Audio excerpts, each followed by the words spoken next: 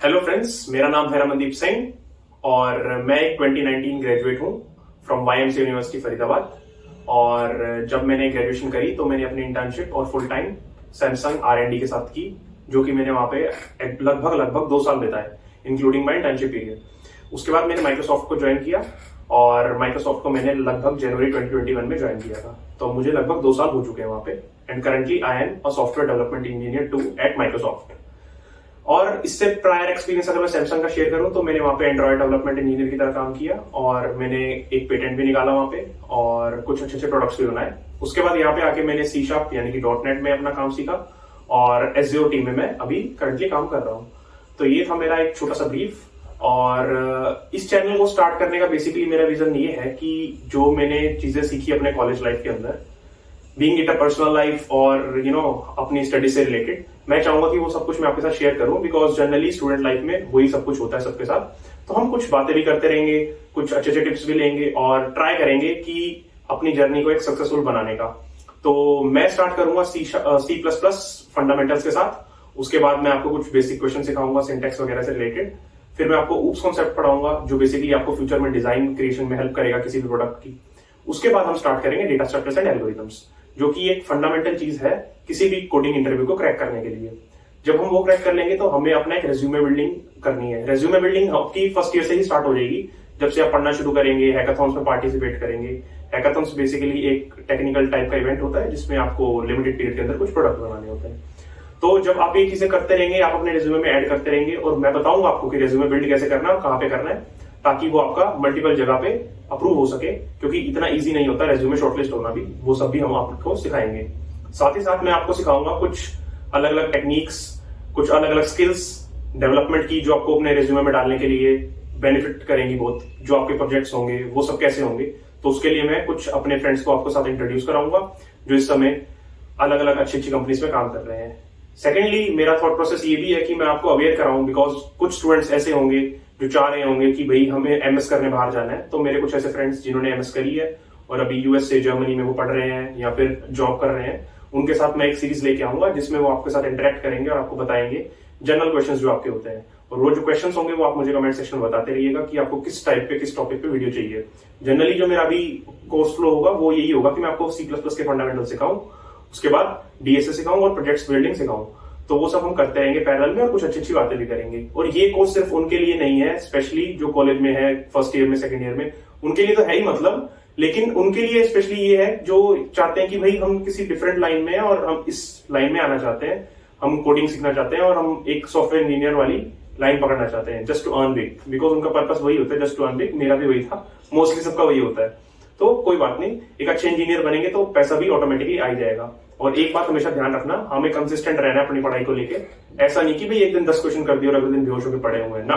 हम धीरे धीरे करेंगे, 2 क्वेश्चन भी करें एक दिन के, लेकिन कंसिस्टेंसी मेंटेन करनी है। इस हिसाब से 7 दिन के 14 क्वेश्चन होते हैं। तो हमें बस एक कंसिस्टेंसी मेंटेन करके रखनी है। और ये बात हमेशा याद रखना, दूसरों को देख के कभी भी डिमोटिवेट मत होना कि उसने इतना कर लिया, मैंने उतना कर लिया। क्योंकि अगर दूसरों से डिमोटिवेट हो जाओगे तो आपके साथ फिर वही काम होगा कि आप एक दिन तो जाके लगन से पढ़ लोगे, लेकिन अगले दिन फिर आप डेड हो जाओगे।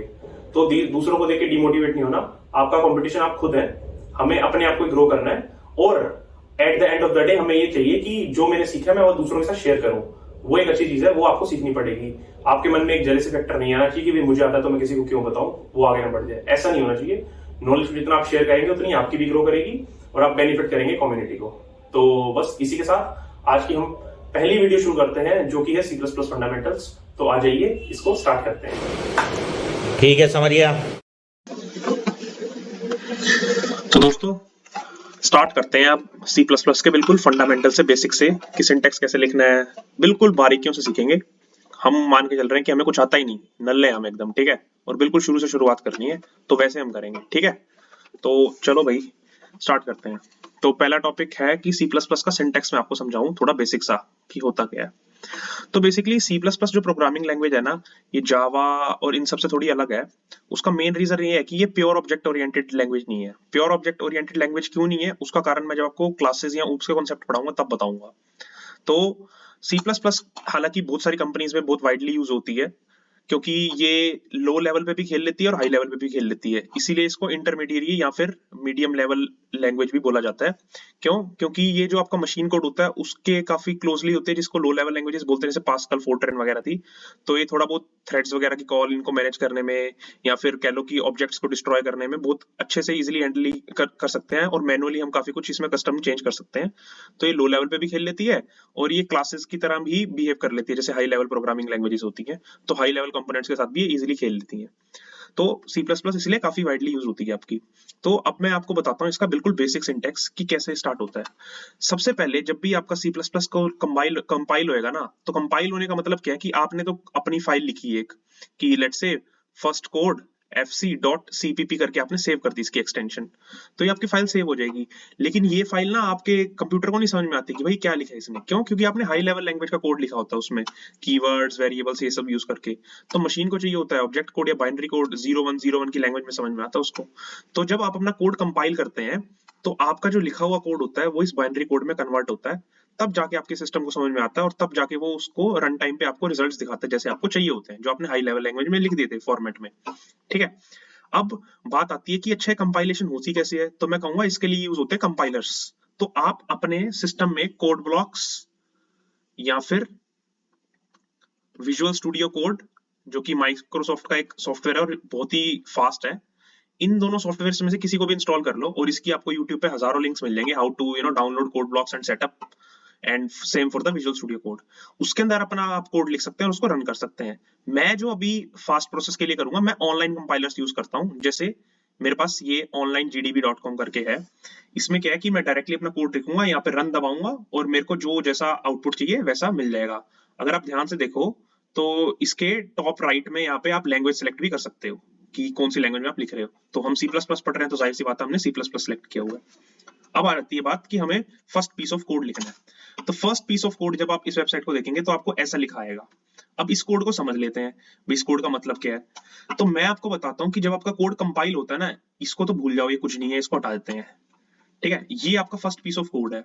इसको समझने के लिए आपको ये समझना पड़ेगा कि कंपाइलेशन होती कैसे है। कंपाइलेशन जब आपका कोड कंपाइल होता है तो इस तरीके से करता है, लेफ्ट टू राइट रीड करता है। वो लेफ्ट टू राइट रीड करता है ना, तो ये रीड करता है कि ओके हैशटैग मिला, हैशटैग एक रिजर्व्ड चीज है सी प्लस प्लस के अंदर।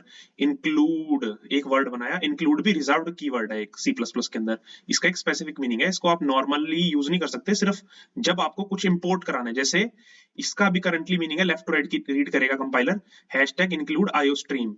ये है फर्स्ट लाइन जो आपके कोड के अंदर एक लाइब्रेरी या कुछ सेट ऑफ इंफॉर्मेशन इंपोर्ट करती है जो कि पहले से डिफाइंड है। इसको बोला जाता है इंपोर्ट्स या फिर हेडर फाइल्स। आईओ स्ट्रीम का मतलब है इनपुट आउटपुट स्ट्रीम, यानी कि मुझे कोड को रीड कैसे करना है, कोई भी चीज रीड करनी है उसको कैसे डिस्प्ले करना है, वो वाले फंक्शन से मेरे कोड के अंदर लाके दे देगा। जैसे अगर मुझे कुछ प्रिंट कराना हो कि cout my name is Ramandeep, ठीक है, तो मैं इस कोड को रन करूंगा ना, तो ये दिखा देगा कि मेरे को ये आउटपुट दिखा दो। तो बेसिकली ये आउटपुट वाली चीजें या इनपुट वाली चीजें अपने कोड में इंक्लूड करने के लिए हमें इस लाइब्रेरी का यूज करना पड़ता है या इस हेडर फाइल का यूज करना पड़ता है। लाइब्रेरी या इंपोर्ट्स हम यूज करते हैं जावा या ऐसी लैंग्वेजेस में, सी प्लस प्लस में हम कहते हैं कि हेडर्स। ठीक है, इस लाइन को भी भूल जाते हैं, इसको हटा ही देते हैं। अब क्या करते हैं, आपको ये दिख रहा होगा कि ये मेन नाम की कोई चीज दिख रही है। तो मेन नाम की चीज जो है इसको फंक्शन बोलते हैं, क्योंकि इसके बाद आप देखो ये ब्रैकेट्स लगे हुए हैं, ये स्टार्टिंग एंड क्लोजिंग ब्रैकेट्स। ठीक है, तो इसका मतलब है कि ये मेन एक फंक्शन है और हर एक फंक्शन का ना कुछ रिटर्न टाइप होता है कि वो हमें कुछ रिटर्न कर रहा है। तो ये फंक्शन इंटीजर टाइप की वैल्यू रिटर्न करेगा, ऐसा हमें कहता है। इसीलिए इस फंक्शन के लास्ट में बिल्कुल लिखा हुआ है रिटर्न 0, क्योंकि 0 एक इंटीजर टाइप की वैल्यू है और वो ये फंक्शन रिटर्न करेगा। इट्स सिंपली सेइंग कि यार main function is the first piece of code. C plus plus के अंदर मेन फंक्शन ही आपका सबसे पहले एग्जीक्यूट होगा, इसको हमेशा याद रखना। आप चाहे 1000 चीजें लिख दो, लेकिन सबसे पहले एग्जीक्यूशन आपकी यहाँ से स्टार्ट होगी कि सबसे पहले आपके इंपोर्ट्स आ जाएंगे, उसके बाद ये आपका मेन फंक्शन चलाएगा। और ये स्टार्टिंग एंड क्लोजिंग ब्रेसेस ये बताते हैं कि फंक्शन आपका इसके बाद स्टार्ट हो रहा है, इसके अंदर जो लिखा होगा वो फंक्शन की चीजें हैं, डेफिनेशंस है। और ये क्लोजिंग ब्रेस बता रहा है कि यहाँ पे आपका फंक्शन अब खत्म हो गया। ये इंट बताता है कि ये आपके फंक्शन का एक रिटर्न टाइप है। अब मैंने जैसे आपको कहा था कि सी आउट, और मैंने कहा था कि मैं अगर लिख दूं रमनदीप, ठीक है, अगर मैं इसको रन करूंगा तो मुझे रमनदीप आउटपुट दिखना चाहिए। ठीक है, लेकिन इसको मैं रन करता हूं। ठीक है, तो इसने कहा कि cout was declared in this scope, did you mean STD output. इसका मतलब है कि यार तुमने आईओ स्ट्रीम लाइब्रेरी इंक्लूड कर दी, आउटपुट इनपुट लेने के लिए, लेकिन एक चीज मिसिंग है, एसटीडी। ये एसटीडी क्या होता है? इसको बोलते हैं स्टैंडर्ड नेम स्पेस। ये लगाना पड़ेगा आपको, तब जाके आपका ये रन होगा। अभी देखो आप अगर इस सिंटेक्स को चलाया तो रमनदीप आउटपुट आ गया। लेकिन यार आप सोचोगे कि मैं 1000 इनपुट ले रहा हूँ, यूजर से 1000 आउटपुट ले रहा हूँ, ये बार बार फालतू में मेरे को ये एसटीडी कॉलन कॉलन ये लगाना पड़ेगा? नहीं। अब जो मैंने यहाँ पे चीज डिलीट करी थी, यूजिंग नेम स्पेस एसटीडी, इसका मतलब क्या है? ये कह रहा है कि जो स्टैंडर्ड नेम स्पेस है ना इनपुट आउटपुट लेने के लिए, उसको इस फाइल के अंदर इंक्लूड कर दे। ठीक है, अब जहां भी आपको सी आउट सीन करना पड़ेगा ना, वहां पे आपको बार बार एसटीडी नहीं लिखना पड़ेगा। ठीक है, अब मैं यहाँ पे लिख दूंगा सी आउट रमनदीप, फिर लिख दूंगा my age is let's say 25। ठीक है, इसको मैं रन कर दूंगा। अब अगर आप ध्यान से देखोगे तो इसने आउटपुट में सबसे पहले दिखाया रमनदीप, और उसके एक साथ बगल में दिखा दिया माई एज इज 25। तो तुम्हें लग रहा होगा कि यार यहाँ पे एक ना न्यू लाइन प्रिंट होनी चाहिए थी, यहाँ पे एक न्यू लाइन प्रिंट होती, रमनदीप प्रिंट हो जाता, उसके नई लाइन में माई एज इज 25 आता। अब ये सेम लाइन में आ गई, क्यों? क्योंकि न्यू लाइन का मैंने कुछ शो ही नहीं किया। तो सी लैंग्वेज या आपने और कोई लैंग्वेजेस पढ़ी होंगी ना, तो आप क्या करते हो, यहाँ पे ना एक स्लैश एन लिख देते हो। स्लैश एन, इसका मतलब होता है कि न्यू लाइन, कि रमनदीप जैसी प्रिंट हो उसका न्यू लाइन में चला जा, उसका जो भी आ रहा है वो नई लाइन में प्रिंट हो। तो ये नॉर्मली इस तरीके से इनमें काम करता है, लेकिन सी वाला फॉर्मेट है ये, इसको हमें बदलना है। सी प्लस प्लस में क्या होता है, हम एंडल करके यूज करते हैं। एंडल का मतलब होता है कि न्यू लाइन दे दे, ये चीज प्रिंट हो और न्यू लाइन दे दे हमें, और फिर माई एज इज 25 प्रिंट करा, तो इस तरीके से प्रिंट होगी। लेकिन अब हम बिल्कुल बेसिक से करते हैं, ये मैंने आपको सिर्फ इसलिए सिखाया ताकि आपको ये समझ में आ जाए कि इस लाइन का मतलब क्या था और इस लाइन का क्या मतलब है। तो आईओस्ट्रीम मतलब कि मैं इनपुट आउटपुट वाली लाइब्रेरीज को इंपोर्ट कर रहा हूं अपने अंदर, ये मैं उसका हेडर इंक्लूड कर रहा हूं अपने सी प्लस प्लस कोड के अंदर। नेम स्पेस एसटीडी को यूज करने का मतलब ये है कि मैं अब स्टैंडर्ड नेम स्पेस यूज करूंगा, कहीं भी मेरे को सी आउट या सी इनपुट यूज करना है तो मैं बार बार स्टैंडर्ड स्टैंडर्ड नहीं लगाऊंगा, मैंने एक ही जगह नेम स्पेस डिफाइन कर दिया, तो वो नेम स्पेस मेरे कोड में इंक्लूड हो गया। Main function is the first function that will get executed inside your code. ठीक है, अब आते हैं कि मैंने आपको बोला कि इनपुट और आउटपुट। अब इनपुट क्या हो सकता है, मैं यूजर से पूछ सकता हूँ ना क्वेश्चन कि बताओ व्हाट इज योर नेम, तो उस इनपुट को लेने के लिए हमें जो ऑपरेटर बोला गया वो है CIN, और ये वाला। तो CIN रिजर्व कीवर्ड है हमारी सी प्लस प्लस के अंदर, जिसका मतलब है कि मैं इनपुट लेना चाहता हूँ। ये जो एरो है, ये लेफ्ट शिफ्ट वाले ऑपरेटर्स हैं, इसको लेफ्ट शिफ्ट ऑपरेटर बोला जाता है। इसको हम क्या कहते हैं कि जब भी इनपुट लेना है तो ये यूज करना है, और जब भी आउटपुट लेना है तो ये यूज करना है। ध्यान से देखो, आउटपुट के साथ ये इधर वाले और इनपुट के साथ इधर वाले। ठीक है, सॉरी राइट और लेफ्ट मैंने उल्टा कर दिया, लेकिन इन ऑपरेटर्स का ध्यान रखो कि सी इन के साथ मुझे ये ऑपरेटर यूज करना है और सी आउट के साथ मुझे ये ऑपरेटर यूज करना है। सी इन के बाद मुझे डबल कोट्स के अंदर ये डिफाइन करना है कि मुझे क्या प्रिंट करना है। डबल कोट के अंदर अगर आपकी कोई भी चीज डिफाइन होगी, वो एज इट इज प्रिंट हो जाएगी आपके कंसोल आउटपुट विंडो में जब आप इस कोड को रन करेंगे। तो इसमें मैंने लिखा व्हाट इज योर एज। ठीक है, तो मैंने सवाल पूछा ना, सवाल पूछा और इसके बाद मैं डाल दूंगा एंडल।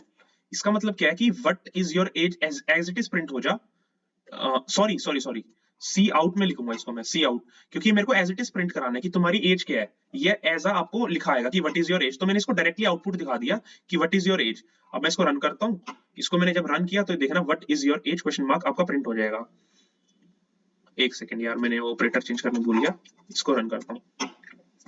तो अब ये देखना व्हाट इज योर एज, तो आउटपुट सी आउट ये वाली ऑपरेटर और डबल कोट के अंदर जो आपको एज इट इज प्रिंट कराना है मैंने प्रिंट करा दिया। अब क्योंकि मैं पूछ रहा हूँ यूजर से व्हाट इज योर एज, तो जाहिर सी बात है मैं यूजर से कुछ इनपुट लेना चाहूंगा ना, इनपुट लेना चाहूंगा कि बता भाई तेरी एज क्या है।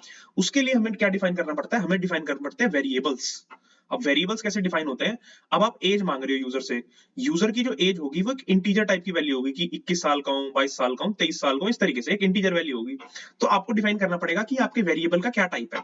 तो मैं डिफाइन करूंगा इंट, इंट उस वेरिएबल का नाम दूंगा एज। अब ये जो आपके वेरिएबल्स होते हैं ना, इनको ना पढ़ते ही समझ में आना चाहिए कि वेरिएबल का काम क्या है। तो यहाँ पे समझ में आ रहा है कि एज एक वेरिएबल है जो एक इंटीजर टाइप का है। ठीक है, अगर मैं यहाँ पे लिख दूं इंट एज इक्वल टू 25, ठीक है, तो इसको बोलते हैं कि मैंने उसको असाइनमेंट कर दी।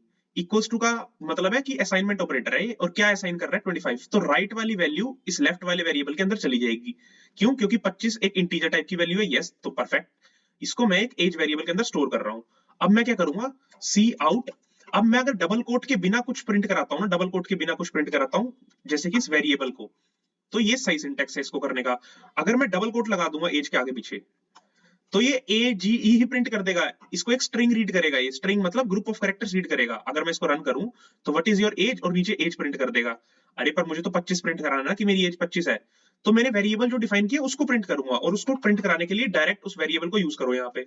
ठीक है, तो मैंने इसको रन किया, तो अभी दिखाएगा व्हाट इज योर एज, इसने दिखा दिया 25। अब आप ये देख रहे होंगे सेमीकोलन, सेमीकोलन का मतलब है कि एंड ऑफ लाइन, इसके बाद जो एग्जीक्यूशन हो रही है वो नई एग्जीक्यूशन है, तो ये end of line what is your as, मैंने एक नया वेरिएबल डिफाइन किया जिसकी वैल्यू 25 थी और मैंने प्रिंट करा दिया एज। अब यहाँ पे आप कितने भी स्पेसेस दे दो उससे फर्क नहीं पड़ता, कहीं आप सोचोगे यार सिंटेक्स गलत तो नहीं कर रहा, नहीं, वो तो भाई हम एरर भी कर देते हैं, कभी एक्स्ट्रा स्पेस दे दिया कभी नहीं दिया, तो अगर बाय चांस कभी एरर आए तो वो हम यहाँ पे पढ़ेंगे कि क्या किस टाइप की एरर है, फिर उसको रिजॉल्व करेंगे। जैसे मैंने क्या किया था, गलती से ये ऑपरेटर लगा दिया था सी आउट के साथ में, ये वाला, तो उसने मेरे को बताया कि भाई तुम ऑपरेटर गलत यूज कर रहे हो, वो मेरे को बता देगा कि no match for operator for output stream, output stream के लिए ऐसा कोई ऑपरेटर नहीं है, ये तो इनपुट के लिए है, तो ये मैंने एज प्रिंट करा दी। लेकिन अगर आप देखो मैंने स्पेसिफाई कर दी, मैंने यूजर से तो इनपुट लिया ही नहीं, मेरे को तो यूजर से रीड करना चाहिए था कि भाई तू अपनी एज बता, जब मैं एंटर मारूं फिर मुझे लिखा है कि माई एज इज दिस, तो उसके लिए क्या करूंगा, मैं इसको असाइन नहीं करूंगा कुछ वैल्यू, मैं यूजर से इनपुट लूंगा, तो यूजर से इनपुट के लिए मैंने बताया था CIN, फिर मैं ये वाला ऑपरेटर लगाऊंगा और आगे लिखूंगा AGE, ठीक है। अभी क्या करेगा कि मैंने एक वेरिएबल डिक्लेयर की है, डिफाइन नहीं किया, डिक्लेयर की है, उसकी कोई वैल्यू नहीं है इसलिए वो डिफाइन नहीं है अभी, यहाँ पे मैं यूजर से इनपुट ले रहा हूँ, जैसे ये लाइन एग्जीक्यूट हो जाएगी उसके बाद नेक्स्ट लाइन एग्जीक्यूट होगी, मैंने बोला ना लेफ्ट टू राइट कंपाइलेशन होती है ऐसे ऊपर से नीचे मेन फंक्शन के अंदर, तो पहले ये एग्जीक्यूट फिर ये एग्जीक्यूट फिर ये एग्जीक्यूट, तो ये प्रिंट करा देगा जो आपने यूजर से इनपुट कराई होगी एज एज इट इज, पर मैं नहीं चाहता इसको एज इट इज प्रिंट कराऊं, मैं प्रिंट कराना चाहता हूं इससे कि you have entered your age age, इस तरीके से, तो क्या होगा, यूजर जैसे ही इनपुट पास करेगा कि 25 है मान लो मेरी एज, तो वो लिखाएगा सबसे पहले you have entered your age age semicolon, और उसके बाद मुझे प्रिंट कराना है अपना वेरिएबल, तो अब मैं इसको रन करता हूं, ठीक है। इसने पूछा व्हाट इज योर एज, तो मैंने बोला 25, मैंने जैसे एंटर मारा तो इसने लिखाया you have entered your age age 25, देखा कि यूजर से इनपुट कैसे लेना है और उसको प्रिंट कैसे कराना है, चलो ठीक है, अब ये समझ में आ गई। अब जैसे मैंने बताया कि यार ये एक टाइप है, डेटा टाइप बोलते हैं इसको, कि एक वेरिएबल का डेटा टाइप मैंने स्पेसिफाई कर दिया कि ये इंटीजर टाइप की वैल्यूज लेगा, ठीक है। तो अगर मैं कोई और टाइप की वेरिएबल्स डेटा टाइप्स देखना चाहता हूँ, और कौन कौन से हैं, तो मैं बताऊंगा कि अगर आपको किसी से चेकबॉक्स में लेना होता है कि आर यू एन एल्कोहलिक, की आप शराब पीते हैं कि नहीं, तो आप किस टाइप की फील्ड लेना चाहेंगे, आप येस और नो वाली फील्ड लेना चाहेंगे, तो उसके लिए आप क्या डेटा टाइप डिफाइन करेंगे, बूल, बूल का मतलब होता है बुलियन, कि इधर यस और नो, ट्रू और फॉल्स, तो बूल इज एल्कोहलिक, तो इसका मतलब है कि मैंने एक स्पेसिफाई किया वेरिएबल इज एल्कोहलिक जो कि बुलियन टाइप का है। अब इसकी वैल्यू मेरे को यूजर से लेनी है, तो मैं कैसे लूंगा, इज एल्कोहलिक, बस यूजर को कहूंगा कि भाई पास कर इज एल्कोहलिक का इनपुट क्या है, ठीक है। लेकिन यहाँ पे यूजर पास तो कर सकता है कुछ भी इनपुट, जैसे मैंने रन किया इसको, ठीक है, मैंने पास किया 25, अब ये मेरे से पूछेगा 25 के बाद ही, देखो 25 के बाद ये मेरे से इनपुट मांगने लग गया, कर्सर यहाँ पे आ गया, क्यों ऐसा आ गया, क्योंकि मैंने इसके बाद एंड लाइन स्पेसिफाई नहीं किया, मैंने एंड लाइन स्पेसिफाई नहीं किया, तो मैं इसको स्टॉप करता हूँ प्रोग्राम को और यहाँ पे एंड लाइन स्पेसिफाई करता हूँ, ताकि उसको पता लग जाए कि मैंने न्यू लाइन देनी है, इसके बाद नई लाइन में जा फिर इनपुट ले मेरा, ठीक है, नई लाइन में जाने के बाद दोबारा इनपुट ले मेरा, और फिर मैं क्या करूंगा, सी आउट, मेरे को बताना यूं बताऊंगा एल्कोहलिक स्टेटस, ये बता दूंगा और साथ में प्रिंट करा दूंगा अपना इज एल्कोहलिक, ठीक है। तो मैं इसको रन करता हूँ F9, तो मैंने पास किया, मेरी एज है लेट्स से 25, तो ये अब मेरे से पूछ रहा है, नए लाइन में कर्सर पूछ रहा है कि इज एल्कोहलिक की वैल्यू पास कर, मैं वो स्टेटमेंट लिखना भूल गया कि please pass your alcoholic status, जैसे मैंने यहाँ पे व्हाट इज योर एज किया था, तो इसीलिए डायरेक्टली इसने ये लाइन जैसे एग्जीक्यूट हुई, यू एंटर्ड एज इज 25, तो इसने इज एल्कोहलिक क्रिएट किया और उसका इनपुट ये मेरे से मांगने लग गया डायरेक्टली, तो मैंने मान लो यहाँ पे डाल दिया 0, तो 0 का मतलब होता है फॉल्स, की मैं एल्कोहलिक नहीं हूँ, तो ये बता देगा इज एल्कोहलिक स्टेटस 0, ठीक है। अब मेरे को यहाँ पे वैसे करना कैसे चाहिए था, यहाँ पे पूछना चाहिए था कि यूजर से, ताकि यूजर को समझ में आए कि please tell us your alcoholic status, ठीक है। तो अब ये मैसेज प्रिंट होगा तभी तो यूजर को समझ में आएगा कि मेरे को ये इनपुट मांग किस लिए रहा है, जैसे यहाँ पे इनपुट किस लिए मांग रहा है, मुझे पता लग रहा है कि वो एज मांग रहा है, तो मैंने 25 पास किया, फिर ये पूछ रहा है please tell your alcoholic status, तो मैंने पास कर दिया यहाँ पे लेट्स से फॉल्स, तो अभी प्रिंट कर देगा कि इज एल्कोहलिक स्टेटस 0, मैंने बोला था ना कि फॉल्स का मतलब भी 0 ही होता है। अब मैं इसको दोबारा रन करता हूँ और ट्रू पास करता हूँ, अब देखना मैंने यहाँ पे पास किया, तो मैंने यहाँ पास किया ट्रू, तो अभी देखना, अरे एक सेकंड, ये इसको गलत फॉर्म में रीड कर रहा है, गलत फॉर्म में रीड कर रहा है, एक सेकंड, इसको मैं पास करता हूँ ये, और कैपिटल ये पास करता हूँ, ये ना इसको स्ट्रिंग की तरह रीड करने लग गया, तभी ये बार बार इसको 0 पास करे जा रहा है, 0 पास करे जा रहा है, और अब मैं इसको पास करता हूँ 1, हाँ अब इसने 1 को सही रीड किया कि 1 का मतलब है ट्रू, पर एक्चुअल में ये बूल ट्रू और फॉल्स का मतलब है तो इनपुट में तो ये 0 1 की तरह ही रीड करेगा, लेकिन 0 का मतलब है फॉल्स और 1 का मतलब है ट्रू कि भाई मैं हूं। तो एक टाइप हो गया आपका बूलियन। अब मैं आपको कहता हूं कि आपको अपना वेट बताना है, टेल मी योर वेट। तो मैं यूं पूछूंगा, इसको कमेंट कर देते हैं। हाँ, अब मैं क्या कहता हूं, तुम्हें एक चीज सिखाता हूं, कमेंट। तो कमेंट क्या होता है कि जैसे ही आपने लिखी ये लाइन, देखो ध्यान से देखो, इसके बाद तुमने लगा दिया ये स्लैश स्लैश, अब ये लाइन देखो अलग कलर में आ गई, इसका मतलब ये लाइन मैंने कमेंट कर दी। अब जैसे तुम्हारा कोड एग्जीक्यूट होगा ना, ये लाइन को वो रीड ही नहीं करेगा कंपाइलर, तो इसको कंपाइल ही नहीं करेगा, इसका मतलब वो सीधा यहीं पे आ जाएगा आपका कंट्रोल। तो इसको मैं रन करता हूं, तो व्हाट इज योर एज, पहली लाइन एग्जीक्यूट हुई, इंट एज उसने डिक्लेयर किया, यहाँ पे वो वैल्यू मेरे से मांग रहा है, तो कर्सर यहाँ पे आ गया, मैंने पास करा 25। जैसे मैंने एंटर किया तो you have entered your age age 25। अब ये मेरे से बुल इज एल्कोहलिक और ये करने लग गया, इसने ये मैसेज प्रिंट ही नहीं किया। क्यों? क्योंकि ये लाइन हो गई comment. Commented line are never compiled, ये याद रखना, ठीक है। अब ये हो गया कि अगर आपको एक लाइन कंपाइल करनी है, वो कमेंट करनी है, अगर आपको मल्टी लाइन कमेंट करना है तो आपको इस तरीके से और इस तरीके से लगाना है, ठीक है। इस तरीके से लगा दो या इसको बेशक नई लाइन में डाल दो, कैसे भी कर दो। तो ये रीड करेगा कि स्लैश स्टार और ये स्टार स्लैश, कि इसके बीच का जो कोड है ना वो कमेंटेड कोड है, इसको कंपाइल मत करो। इसका ये कभी कभी होता है कि आपने कुछ कोड लिखा, आपको लग रहा है यार इसकी बिना जरूरत नहीं है, लेकिन शायद फ्यूचर में पड़ सकती है, तो मेरे को दोबारा कोड ना लिखना पड़े, तो आप उसको कमेंट कर देते हो कि अगर कभी लिखना पड़ा तो मैं उसको अनकमेंट करके यूज कर लूंगा, ठीक है। क्योंकि कोड तो लिख ही दिया, अब उसको डिलीट करने से अच्छा है कि कभी फ्यूचर में यूज होगा तो अनकमेंट कर दूंगा सीधा, डिलीट नहीं करता, पड़ा रहेगा, कुछ फालतू उसमें कंपाइल तो हो ही नहीं रहा, ठीक है। तो उसका ये बेनिफिट है कमेंट्स का। दूसरा कमेंट्स का क्या बेनिफिट है, कमेंट्स का बेनिफिट ये है कि जब आप कोड लिख रहे हो एज अ प्रोग्रामर, तो आप कमेंट में डिफाइन कर सकते हो कि here I am assuming age to be an integer value. तो अब इससे क्या होगा, मान लो आप कंपनी छोड़ के चले गए, आपने बहुत बड़ा कोड लिख दिया, तो जब नया डेवलपर आएगा और आपकी सीट पे बैठेगा और आपका कोड पढ़ने लगेगा ना, तो उसको कमेंट से समझ में आएगा कि नेक्स्ट लाइन ऑफ कोड या नेक्स्ट ब्लॉक ऑफ कोड क्या क्या है, ठीक है। तो उसके लिए हम कमेंट्स ऐड कर देते हैं कि भाई इसके नीचे वाली फ्यू लाइंस का मतलब ये है और मैं ये एजम्पशन लेके काम कर रहा हूँ, ठीक है। तो कमेंट्स का बेसिकली पर्पस ये है। अब आते हैं अगले डेटा टाइप पे। मैंने पूछा कि tell me your weight, tell me your weight, ठीक है। अब टेल मी योर वेट मैंने पूछा, ये सवाल है तो मैंने क्वेश्चन मार्क लगा दिया और न्यू लाइन डाल दी। अब क्या होगा, ये प्रिंट होगा टेल मी योर वेट और कर्सर नई लाइन पे चला जाएगा एंड। अब मेरे को यहाँ पे इनपुट लेना है, यूजर से इनपुट लेना है, तो यहाँ से इनपुट ले रहा हूं मैं वेट। अब अगर आप ध्यान से देखो, मैंने वेट कहीं डिफाइन ही नहीं किया, इस टाइप का कोई वेरिएबल है ही नहीं, तो मैं इसको रन करूंगा तो फट जाएगा। फट क्या जाएगा, ये कंपाइलेशन एरर दे देगा। इसको बोलते हैं कंपाइलेशन एरर, की कोड कंपाइल ही नहीं हो पाया। क्यों? उसने कहा वेट वाज नॉट डिक्लेयर्ड, उसको वेट मिला ही नहीं यार, कहीं ये कोई ऐसा वर्ड है ही नहीं, ऐसा वेरिएबल डिफाइन ही नहीं किया। तो मैं अब डिफाइन करना चाहता हूँ वेट, लेकिन मैंने बोला कि यार वेट तो डेसिमल टाइप की वैल्यू ले सकता है, आपका वेट हो सकता है ना 52.74 kg इस तरीके से। तो मैं यहाँ स्पेसिफाई करूंगा कि डबल, मेरा वेट है डबल टाइप का, ठीक है। डबल क्या होता है, डेसिमल टाइप की वैल्यूज लेने में आपकी हेल्प करता है। तो इसको अभी जैसे ही कहेगा कि अपना वेट इनपुट करो, तो आप यहाँ पे डेसिमल वैल्यूज पास कर सकते हो, फिर आप प्रिंट करा सकते हो कि माय वेट इज, और आप यहाँ पे अपना वेट प्रिंट करा दो, ठीक है। अब मैं इसको रन करता हूँ, तो मैंने यहाँ पास किया 25, you have entered your age is 25, tell me your weight, ये लाइन एग्जीक्यूट हुई, कंपाइल हुई, फिर इसने मेरे से इनपुट मांगा। अब मैंने यहाँ पास किया लेट्स से 81.2, तो अब जैसे मैं एंटर मारूंगा तो दिखाएगा मेरे को माय वेट इज 81.2, ठीक है। इस तरीके से अब इसका बेसिक पर्पस आपको समझ में आ गया। अगर आपको मैं क्वेश्चन दे दूं, आप अपनी वीडियो को 2 मिनट के लिए पॉज कर सकते हैं, और अगर आपको मैं क्वेश्चन दे दूं कि आपको एक ना रिपोर्ट कार्ड बनाना है, रिपोर्ट कार्ड बनाने टाइम आपको ये पूछना है कि स्टूडेंट का नाम, स्टूडेंट की एज और स्टूडेंट के मार्क्स लेने हैं, तो आप इस तरीके से इनपुट ले सकते हो और आउटपुट प्रिंट कर सकते हो, ठीक है। तो ये हो गया आपका बेसिक इनपुट आउटपुट मैकेनिज्म। तो हमने इंपोर्ट समझ लिए, नेम स्पेसेस समझ लिए, मेन फंक्शन के बारे में समझ लिया कि फर्स्ट पीस ऑफ कोड है जो आपका एग्जीक्यूट होगा, कंपाइलेशन कैसे होती है लेफ्ट टू राइट वो बता दिया, वेरिएबल्स बता दिए, डेटा टाइप बता दिए। डेटा टाइप्स और भी हैं आपके, जैसे character data type. Character data type जैसे आपको किसी का इनपुट लेना है सेक्स, कि उसका मेल है या फीमेल है, तो एम और एफ लिखा होता है ना, तो इसका मतलब उसने एक कैरेक्टर स्पेसिफाई किया हुआ है एम और एफ, तो उसको लेने के लिए आप कैर और स्पेस सेक्स वेरिएबल उसका नेम यूं दे सकते हो, ठीक है। अब इनपुट आउटपुट आपको बता दिया। हाँ, अब एक और चीज बताता हूँ आपको, इसको मैं एक बार डिलीट कर देता हूँ पूरे कोड को।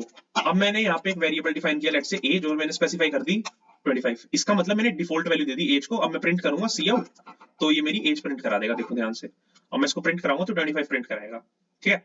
अब मैं क्या करता हूँ, मेरे को लगा कि यार एज चेंज करता हूँ, एज को लिख देता हूँ 26, और अब मैं सी आउट एज करूंगा, तो अब ये क्या करेगा, देखना ध्यान से, इसको रन करा तो 25 26, एक बार न्यू लाइन डाल देता हूँ ताकि थोड़ा समझ में इजी आए, ठीक है।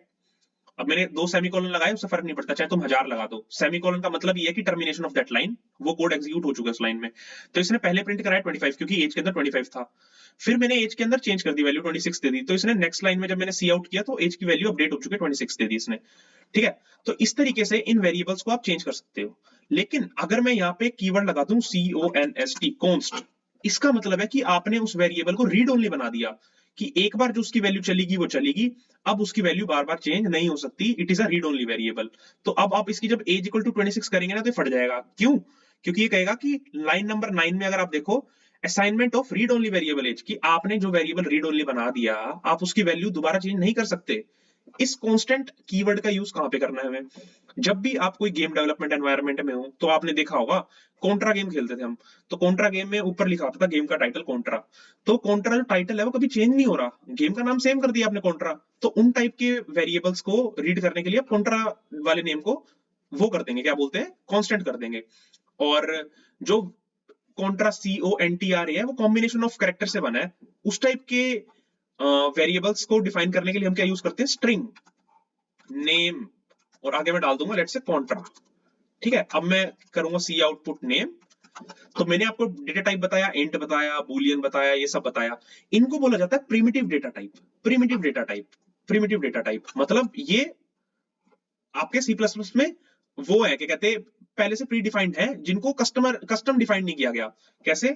जैसे कैरेक्टर एक डेटा टाइप है, जो मैंने बोला था आपको कि ये बताएगा कि आप एक कैरेक्टर ले सकते हो। जैसे मैंने M ले लिया और मैं इसको सी आउट करता हूं और इसको प्रिंट करा देता हूं कि आई एम अ मेल।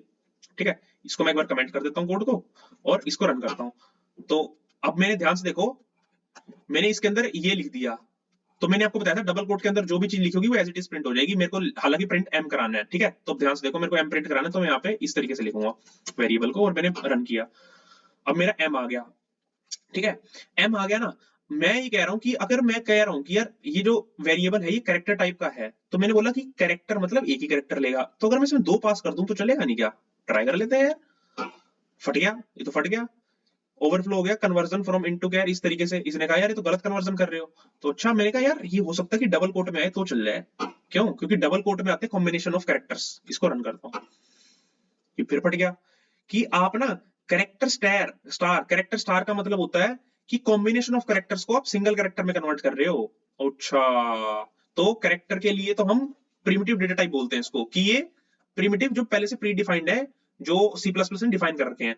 लेकिन नॉन प्रिमिटिव डेटा टाइप भी होते हैं, जैसे कि स्ट्रिंग, ये भी C++ के अंदर डिफाइंड है। लेकिन ये जो आपके सिंगुलर डेटा थे, जैसे कि कैरेक्टर था जो सिंगल सिंगल कैरेक्टर से बना है, उनके कॉम्बिनेशन से बना है। जैसे नेम ऑफ द गेम, इस वेरिएबल के अंदर मैंने डाल दिया कॉन्ट्रा। ठीक है, अब ये देखो ग्रुप ऑफ कैरेक्टर से बना कॉन्ट्रा, CONTRA। इनको बोला जाता है ग्रुप ऑफ कैरेक्टर्स को स्ट्रिंग, कि एक स्ट्रिंग टाइप की वैल्यू है, कि कॉम्बिनेशन ऑफ कैरेक्टर से बना हुआ है। ठीक है, कॉन्ट्रा गेम यूं भी लिख सकते हो, कॉन्ट्रा गेम स्पेस भी दे सकते हो। ठीक है, तो ये पूरा एक स्ट्रिंग है। इस वेरिएबल का नाम दिया नेम ऑफ द गेम। अब कन्वेंशन सीखो, कभी भी वेरिएबल का नाम डिफाइन करना है तो उसको इस तरीके से कन्वेंशन देनी है कि पहला जो वर्ड होगा वो छोटा से स्टार्ट, दूसरा वर्ड का पहला लेटर बड़ा, फिर अगले वर्ड का सबका बड़ा बड़ा बड़ा बड़ा। ठीक है, इन कन्वेंशन को बोला जाता है कैमल केस, पास्कल केस, अलग अलग टाइप की कन्वेंशन होती है। कि अगर पहला कैरेक्टर हमेशा बड़ा है तो ये एक केस हो गया, और पहला कैरेक्टर छोटा और अगले वर्ड का पहला कैरेक्टर बड़ा, फिर अगले वर्ड का THE का पहला कैरेक्टर बड़ा, ये होगी ये कन्वेंशन इस तरीके से। तो ये कन्वेंशन आप पढ़ सकते हो अगर आपको थोड़ा डीपली पढ़ना है। कोर्स के लिए इतना महत्वपूर्ण नहीं है, तो इसको हम रिमूव कर देते हैं। अब मैं इसको प्रिंट कराता हूँ, नेम ऑफ द गेम। अब जब मैं इसको प्रिंट कराऊंगा तो ये कॉन्ट्रा गेम प्रिंट कर देगा। लेकिन मैंने बोला कि यार अगर मैं इसको चेंज करना चाहूँ ना, कर सकता हूँ, name of the game equals to कोई और गेम का नाम रख दूं, तो सेम वेरिएबल को मैं चेंज नहीं करना चाहता बार बार, तो मैं यहाँ पे कॉन्स्ट कीवर्ड लगा दूंगा। तो इसको प्रिंट तो कर देगा लेकिन आगे मेरे को चेंज नहीं करने देगा। तो ये ऐसी जगहों पे कॉन्स्ट कीवर्ड का काम आता है। ये हो गया आपका कॉन्स्ट का काम। ठीक है, अगली चीज आती है type casting. Next is type casting. Type casting क्या होता है वो मैं बताता हूँ आपको। टाइप कास्टिंग क्या होता है, जैसे मान लो मैंने किया कैरेक्टर, लेट्स से इनपुट, और इसमें मैंने दिया कैरेक्टर A। ठीक है, कैरेक्टर दे दिया मैंने इनपुट में A। अब मैं क्या करता हूँ, इंट आउट या इंट रिजल्ट, एक वेरिएबल डिफाइन करता हूँ जिसके अंदर रिजल्ट स्टोर होगा, और उसके अंदर क्या रिजल्ट स्टोर होगा, 2 प्लस जो मैंने इनपुट डिफाइन किया है। तो अब आपको क्या लगता है, एक सेकंड के लिए सोचना कि आउटपुट क्या आएगा मेरा। आपको लग रहा होगा यार 2 तो हो गया इंटीजर, ठीक है, इंटीजर टाइप की वैल्यू है, तो 2 प्लस इनपुट प्लस ए। तो आप सोच रहे होगे कि यार ये क्या चीज हुई, अगर मैं इसको सोचूं कि 2 और ए कंबाइन हो जाएंगे तो 2a बन जाए, अच्छा या कुछ और बन सकता है, तो आप सोचोगे कि यार ये ना कंपाइलेशन एरर दे देगा कि तुम ऐसे ऐड नहीं कर सकते इनपुट और 2 को और प्रिंट करा सकते हैं। लेकिन अगर आप आउटपुट देखो तो आउटपुट आएगा, आउटपुट आया 67। क्यों आया? क्योंकि हर एक कैरेक्टर का ना एक डेसिमल कॉरेस्पोंडेंट होता है। डेसिमल कॉरेस्पोंडेंट मतलब इस तरीके की एक नंबर वैल्यू होती है। वो कैसे कहां से आती है? वो नंबर वैल्यू आती है स्काई टेबल से।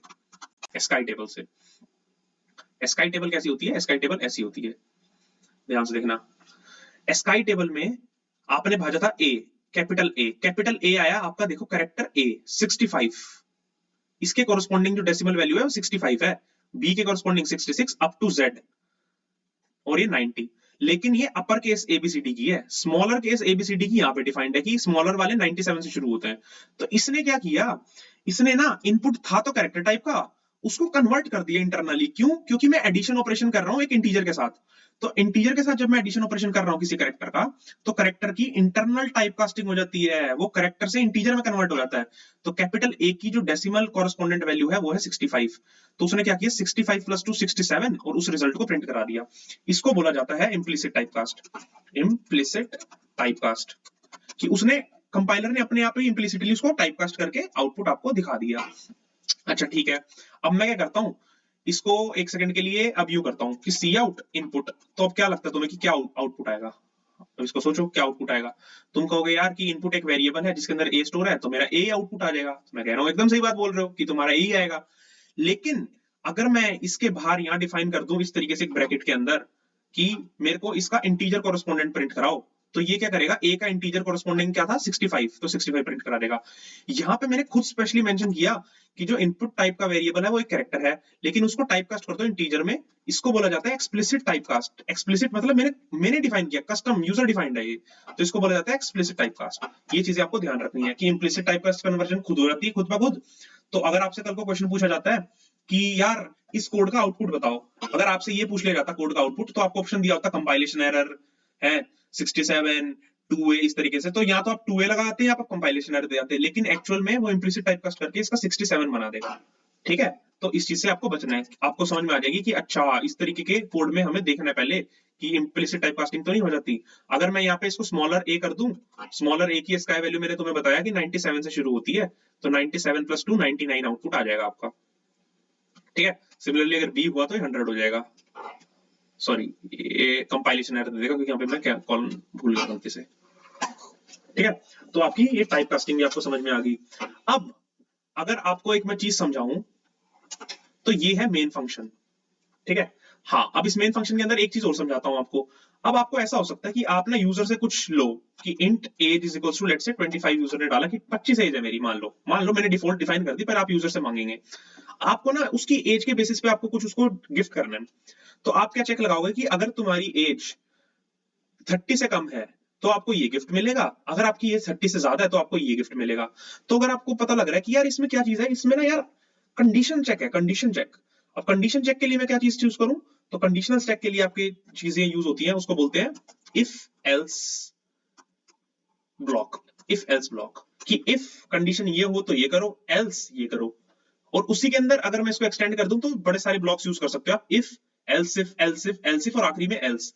मतलब अगर आपको मल्टीपल कंडीशन डिफाइन करनी है कि अगर 20 साल से कम उम्र है तो आपको ये गिफ्ट करना है, 20 से 40 के बीच है तो ये गिफ्ट करना है, 40 से ऊपर है तो ये गिफ्ट करना है, तो आप कैसे लिखेंगे, ऐसे लिखेंगे if age is less than 20।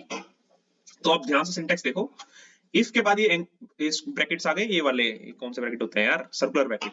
इसके अंदर आपने डिफाइन किया कि अगर मेरी एज लेस देन 20 है तो ये काम करो, करली ब्रेसेस स्टार्ट करली ब्रेसेस बंद। इसके अंदर जो ब्लॉक ऑफ कोड होगा वो इस वाली कंडीशन के साथ अटैच्ड होगा। अगर ये कंडीशन सेटिस्फाई हो गई तो इसके अंदर जो भी लिखोगे वो सब एग्जीक्यूट हो जाएगा। तो मैं यहां लिख देता हूं सी आउट कि my age you will gate mobile. ठीक है, एंड एल। अगली कंडीशन क्या है, एल्स इफ, कि अगर ये कंडीशन मान लो फेल होगी बाय चांस, कि मान लो एज मैंने 25 डाली हुई है तो फेल हो जाएगी कंडीशन, क्यों, 25 इज नॉट लेस देन 20। तो यहां पे मेरे को चेक करना है कि if age is greater than equals to 20 and age is less than 40। तो अब आप ध्यान से देखो, मैंने इसके अंदर दो कंडीशंस डिफाइन कर दी। क्योंकि 20 से नीचे वाली एज तो यहाँ पे देख रहा था, तो यहाँ पे 1 2 3 4 अप टू 19 ईयर्स तक का जो भी होगा उसके लिए सही चल जाएगा। अगर मैं यहाँ पे 19 पास करूँ ना तो ये चल जाएगा, लेकिन अगर मैं 20 पास करूं तो ये नहीं चलेगा, क्योंकि वो इक्वल्स टू 20 है एंड नॉट लेस देन 20। तो देखेगा age is greater than equal to 20, तो ये देखेगा हाँ age is greater than equal to 20। And इसका समझने का जरूरी है आपको। एंड का मतलब है कि लेफ्ट वाली जो कंडीशन है इसके वो भी सही होनी चाहिए, राइट वाली कंडीशन है वो भी सही होनी चाहिए, तभी अंदर जाएगा। अगर इसमें से एक भी खराब हो गई, लेफ्ट वाली या राइट में से एक भी खराब हो गई, तो आपका कोड इसके वाला नहीं चलेगा, एल्सिफ वाला। ठीक है, तो अभी के लिए आपकी एज 20 से ज्यादा है या बराबर है, यस। 40 से कम है, यस। तो आपका कोड ये वाला एग्जीक्यूट होगा, cout you will get computer. ठीक है, और मैंने कहा था कि एल्स इफ कितने भी आ सकते हैं, आपको हो सकता है 40 से 60 के बीच रखना हो, फिर 60 से 80 के बीच रखना हो, लेकिन अगर आपको लग रहा है कि अब डिफॉल्ट केस आ जाए यार, कि अगर ये दोनों कंडीशंस फेल हो जाए ना, तो एल्स ब्लॉक में चला जाए और इसमें लिख दो आप सी आउट यू विल गेट ठेंगा। ठीक है, तो आपको ये डिफाइन करके बतानी है। तो अगर आप इसको रन करेंगे तो आप देखो क्या आउटपुट आता है, यू विल गेट कंप्यूटर। ये कैसे आया, कोड एग्जीक्यूट होगा लेफ्ट टू राइट, कंपाइल हुआ होगा, इसने एक टाइप का वेरिएबल इंटीजर टाइप का डिफाइन किया, उसके अंदर 20 वैल्यू डाल दी। ये कमेंट था तो इसको रीड नहीं किया, ये मेरी रीडेबिलिटी के लिए कि आगे इफ एल्स ब्लॉक आ रहा है। फिर यहाँ से left to right code compile हुआ होगा, उसने देखा IF इज अ कीवर्ड, उसके अंदर कंडीशन स्पेसिफाई होनी चाहिए, तो उसने सिंटैक्स चेक किया, सही है, सही है सिंटैक्स, क्यों, सर्कुलर ब्रैकेट्स है और उसके अंदर एक कंडीशन स्पेसिफाई है। क्या है कि वेरिएबल को चेक कर रहा है 20 से कम है, यस 20 से कम है, तो उसने देखा कि वैल्यू क्या है 20 इज लेस देन 20, नहीं यार ये तो गलत हो गया, तो नेक्स्ट एल्स वाले ब्लॉक में जा। तो एल्स इफ अगर ये नहीं हुआ तो ये, इसका मतलब ये है, इसको ऐसे रीड करना है। फिर देखा age is greater than equal to 20, true, and right वाली condition 20 is less than 40, true, तो इसने ट्रू एंड ट्रू, यानी कि लेफ्ट भी ट्रू और राइट भी ट्रू, दोनों ट्रू है, तो अंदर चला गया और इसने you will get computer print कर दिया। ठीक है, अगर मान लो मैं यहां लगा देता 60, तो देखो क्या होता, तो ये तो चलो नहीं चलती, ये इसमें आता है, ये देखता age is greater than equal to 20, हाँ यार 60 is greater than equal to 20, तो आपकी लेफ्ट साइड में तो ट्रू आ गया, लेकिन एज इज लेस देन 40, तो एज इज लेस देन 40 नहीं होता, ये फॉल्स हो जाता। मैंने बोला एंड ऑपरेटर का मतलब है कि आपके लेफ्ट और राइट दोनों ट्रू होंगे तभी चलेगा ये, वरना नहीं चलेगा। तो अब इसको ठेंगा मिल जाएगा, क्यों, क्योंकि 60 इस वाले ब्लॉक में आ जाएगा, यू विल गेट ठेंगा। ठीक है, इस तरीके से आपने को समझ में आ गया कि इफ एल्सिफ कंडीशंस का क्या यूज केस है, कि हमें कंडीशन बेस्ड अगर चेक लगाने हैं तो हमें यू करना है। और एंड ऑपरेटर का ये काम है कि जब भी हमें दोनों कंडीशन इसके लेफ्ट और राइट में ट्रू करवा के ही काम करवाना हो तो एंड ऑपरेटर। इसके अलावा हमारे पास आता है और ऑपरेटर। और ऑपरेटर इसका मतलब क्या है, इसका कहने का मतलब है कि इसके लेफ्ट और राइट में जो भी आप कंडीशन डिफाइन करोगे, अगर उसमें से एक भी ट्रू हो गई ना तो आपका कोड चल जाएगा।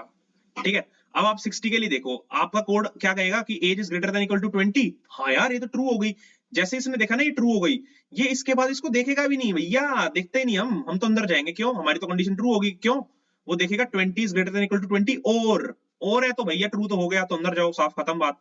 तो भैया आपको कोड में लिखना था कि ठेंगा मिले, लेकिन आपको कंप्यूटर मिल जाएगा, क्योंकि आपने गलत चेक लगा दिया यहाँ पे, और चेक लगा दिया।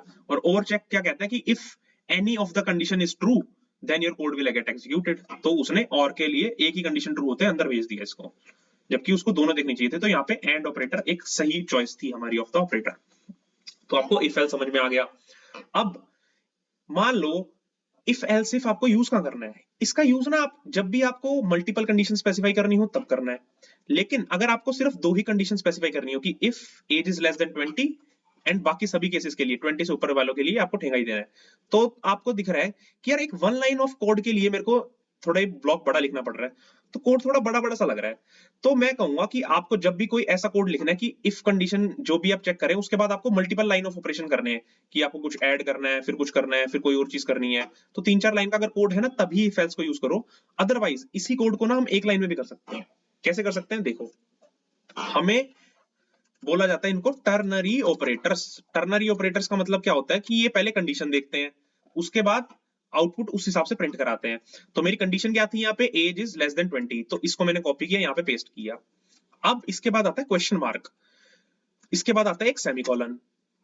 अभी क्या कहता है कि क्वेश्चन मार्क से पहले मैं स्पेसिफाई करूंगा कंडीशन क्या है मेरी, मैंने स्पेसिफाई करी कि एज इज लेस देन 20, तो अगर मेरी एज इज लेस देन 20 है ना तो ये काम कर, you will gate mobile, you will gate mobile.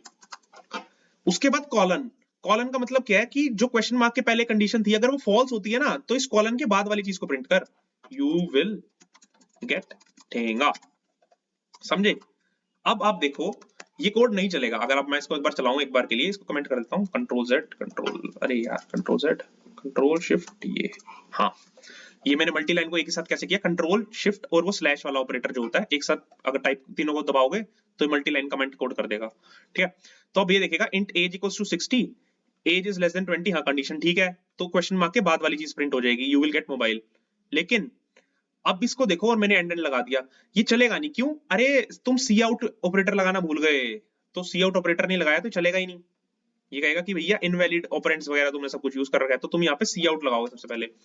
इसका मतलब क्या है कि मैं प्रिंट करना चाहता हूं, लेकिन क्या प्रिंट करना चाहता हूं? बेस्ड ऑन दिस कंडीशन की एज लेस देन 20 है तो ये प्रिंट कर, अदरवाइज ये प्रिंट कर। अब मैं इसको रन करता हूं, अब क्या हो गया इसको, invalid operand of type, oh okay okay okay okay okay, समझा समझा समझा समझा।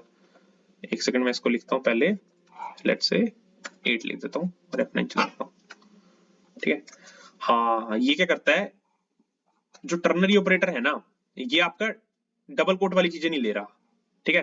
तो अगर मान लो मुझे एज इज लेस देन 20 है तो मुझे यहाँ पे प्रिंट कराना है लेट्स से 10, और अगर फॉल्स है तो मुझे प्रिंट कराना है लेट्स से 20, ठीक है।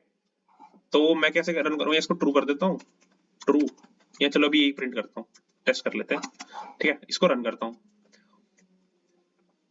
Invalid operand of type int to binary operator this. अच्छा ये कह रहा है कि तुमने बाइनरी ऑपरेटर जो लगाया है सी आउट, इसके बाद तुम age is less than 20, age is ये कर रहे हो और यू प्रिंट कर रहे हो। अच्छा तो मैंने देखा कि age is less than 20, condition true हुई, ठीक है, तो ये प्रिंट कर दे, ठीक है। अगर मैं यहाँ पे ए लिख देता हूँ और बी कर देता हूँ, चल नहीं रहा यार, इसमें तो कुछ गड़बड़ी हो गई। हाँ इसमें गड़बड़ी इसलिए हो गई है, एक सेकंड इसको मैं करता हूँ ऐसे, और यहाँ पे एक बार इसको रन करके देखता हूँ, एक सेकंड इसको देख लेते हैं, डीबग कर लेते हैं, ठीक है। तो अब मैं समझा, इसको क्या करते हैं, जब भी आपको जो रिजल्ट चाहिए ना, जैसे इसको मैं कंट्रोल सेट कर देता हूँ, अंडू कर देता हूँ, ठीक है। मैंने सी आउट नहीं लगाया था तो मैं क्या करता हूँ, अपने रिजल्ट को इसमें स्टोर कर लेता हूँ, स्ट्रिंग रिजल्ट, तो ये मेरे को इसके अंदर रिजल्ट दे देगा इसका, ठीक है। अब मैं इसको पहले प्रिंट करा के देख लेता हूँ वरना बेइज्जती हो जाएगी यार अगर ये भी नहीं चला तो, ठीक है। चल गया भाई, बच गए, गजब बेइज्जती होती भाई। देखो तो मैंने यहाँ पे चेक किया कंडीशन, कंडीशन इज फॉल्स, क्यों? 60 इज ग्रेटर देन 20, तो कंडीशन इज फॉल्स। तो मैंने बोला था जब फॉल्स होती है तो सेमी कॉलन, ये जो कॉलन होता है इसके बाद वाली कंडीशन चलती है, ना कि इससे पहले वाली। तो क्वेश्चन मार्क के बाद वाली चीज नहीं चली, ये चली, यू विल गेट ठेंगा।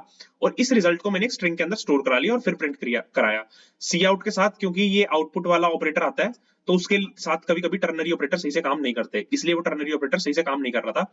लेकिन आप देखो इस पूरे ब्लॉक के लिए मैंने वन लाइनर में लिख दिया कि भैया अपना रिजल्ट मैंने इस बेसिस पे निकाला और उसको प्रिंट करा दिया, 2 लाइन में काम कर दिया। इसको बोला जाता है टर्नरी कंडीशन। टर्नरी मतलब कि if based on the left of this the condition is true, print the right of this, otherwise print इस कॉलम के राइट वाला, ठीक है। तो टर्नरी कंडीशन इनको बोला जाता है। तो आपके टर्नरी ऑपरेटर्स भी हो गए। अब एक चीज और बताता हूं, अब आपको इसी इफ एल्स टर्नरी कंडीशंस के अंदर एक और टाइप की कंडीशन होती है जिसको बोला जाता है स्विच केस। स्विच केस, उसको अंदर आपको क्या डिफाइन करना पड़ता है, आपको डिफाइन करना पड़ता है कि आप क्या पास कर रहे हो। मैं एज पास कर रहा हूं, उसके अंदर आप डिफाइन करोगे कि इस एज के बेसिस पे मेरे को क्या करना है, ठीक है। तो एज की जगह चलो ये ले लेते हैं कैरेक्टर, सेक्स ये ले लेते हैं, ठीक है। और मैं इसको ये डाल देता हूं। अब मैं क्या करता हूं, केस, अब इसमें मेरे को इफ एल्स की जगह केसेस बनाने पड़ते हैं कि केस कि अगर ये हुआ तो ये करो, ये हुआ तो ये करो। तो यहाँ तो ये मेल हो सकता है, ठीक है, यहाँ तो ये मेल हो सकता है, इसको मैं इनिशियली डिफाइन कर देता हूँ, लेट्स से मेल, ठीक है, मेल, ठीक है। तो इसके बाद इसका सिंटैक्स देखो, मैंने क्या किया, मैंने एक वेरिएबल डिक्लेयर किया जो कि कैरेक्टर टाइप का है और उसको मैंने एक डिफॉल्ट वैल्यू दे दी m। स्विच के अंदर मैंने उस वेरिएबल को पास किया, क्यों पास किया, इस वेरिएबल की वैल्यू को यहां से कंपेयर किया जाएगा। अब इसके अंदर अगर m है तो ये m यहाँ पे केस को देखेगा कि अच्छा ये तो मैच कर गया, तो इस केस के बाद जो भी लाइन लिखी होगी ना वो एग्जीक्यूट हो जाएगी। तो यहाँ पे मैं लिख देता हूं cout I am a male, ठीक है। और इसके बाद लगाना पड़ता है ब्रेक, ब्रेक लगाना पड़ता है। ब्रेक का मतलब है कि इस केस के अंदर इस वाली जो भी चीजें होंगी, मान लो 15 लाइन ऑफ कोड उसको प्रिंट कर, उसके बाद ब्रेक कर दे और इस स्विच केस से बाहर आ जा। ब्रेक का मतलब है कि जिस भी इस लूप के अंदर इनको बेसिकली बताऊंगा लूप क्या होता है। स्विच भी एक टाइप का लूप ही है, क्योंकि अगर आपने ब्रेक ना लगाया तो उसके बाद वाली केस कंडीशंस भी वो मैच करता रहेगा और वो चल पड़ेगा। तो ब्रेक का मतलब है कि जिसके भी अंदर सेक्शन के अंदर इन कर्ली ब्रेस के अंदर ये लगा होगा तो वहां से बाहर आ जाएगा, ठीक है, उसके बाद वाली लाइन एग्जीक्यूट नहीं करेगा।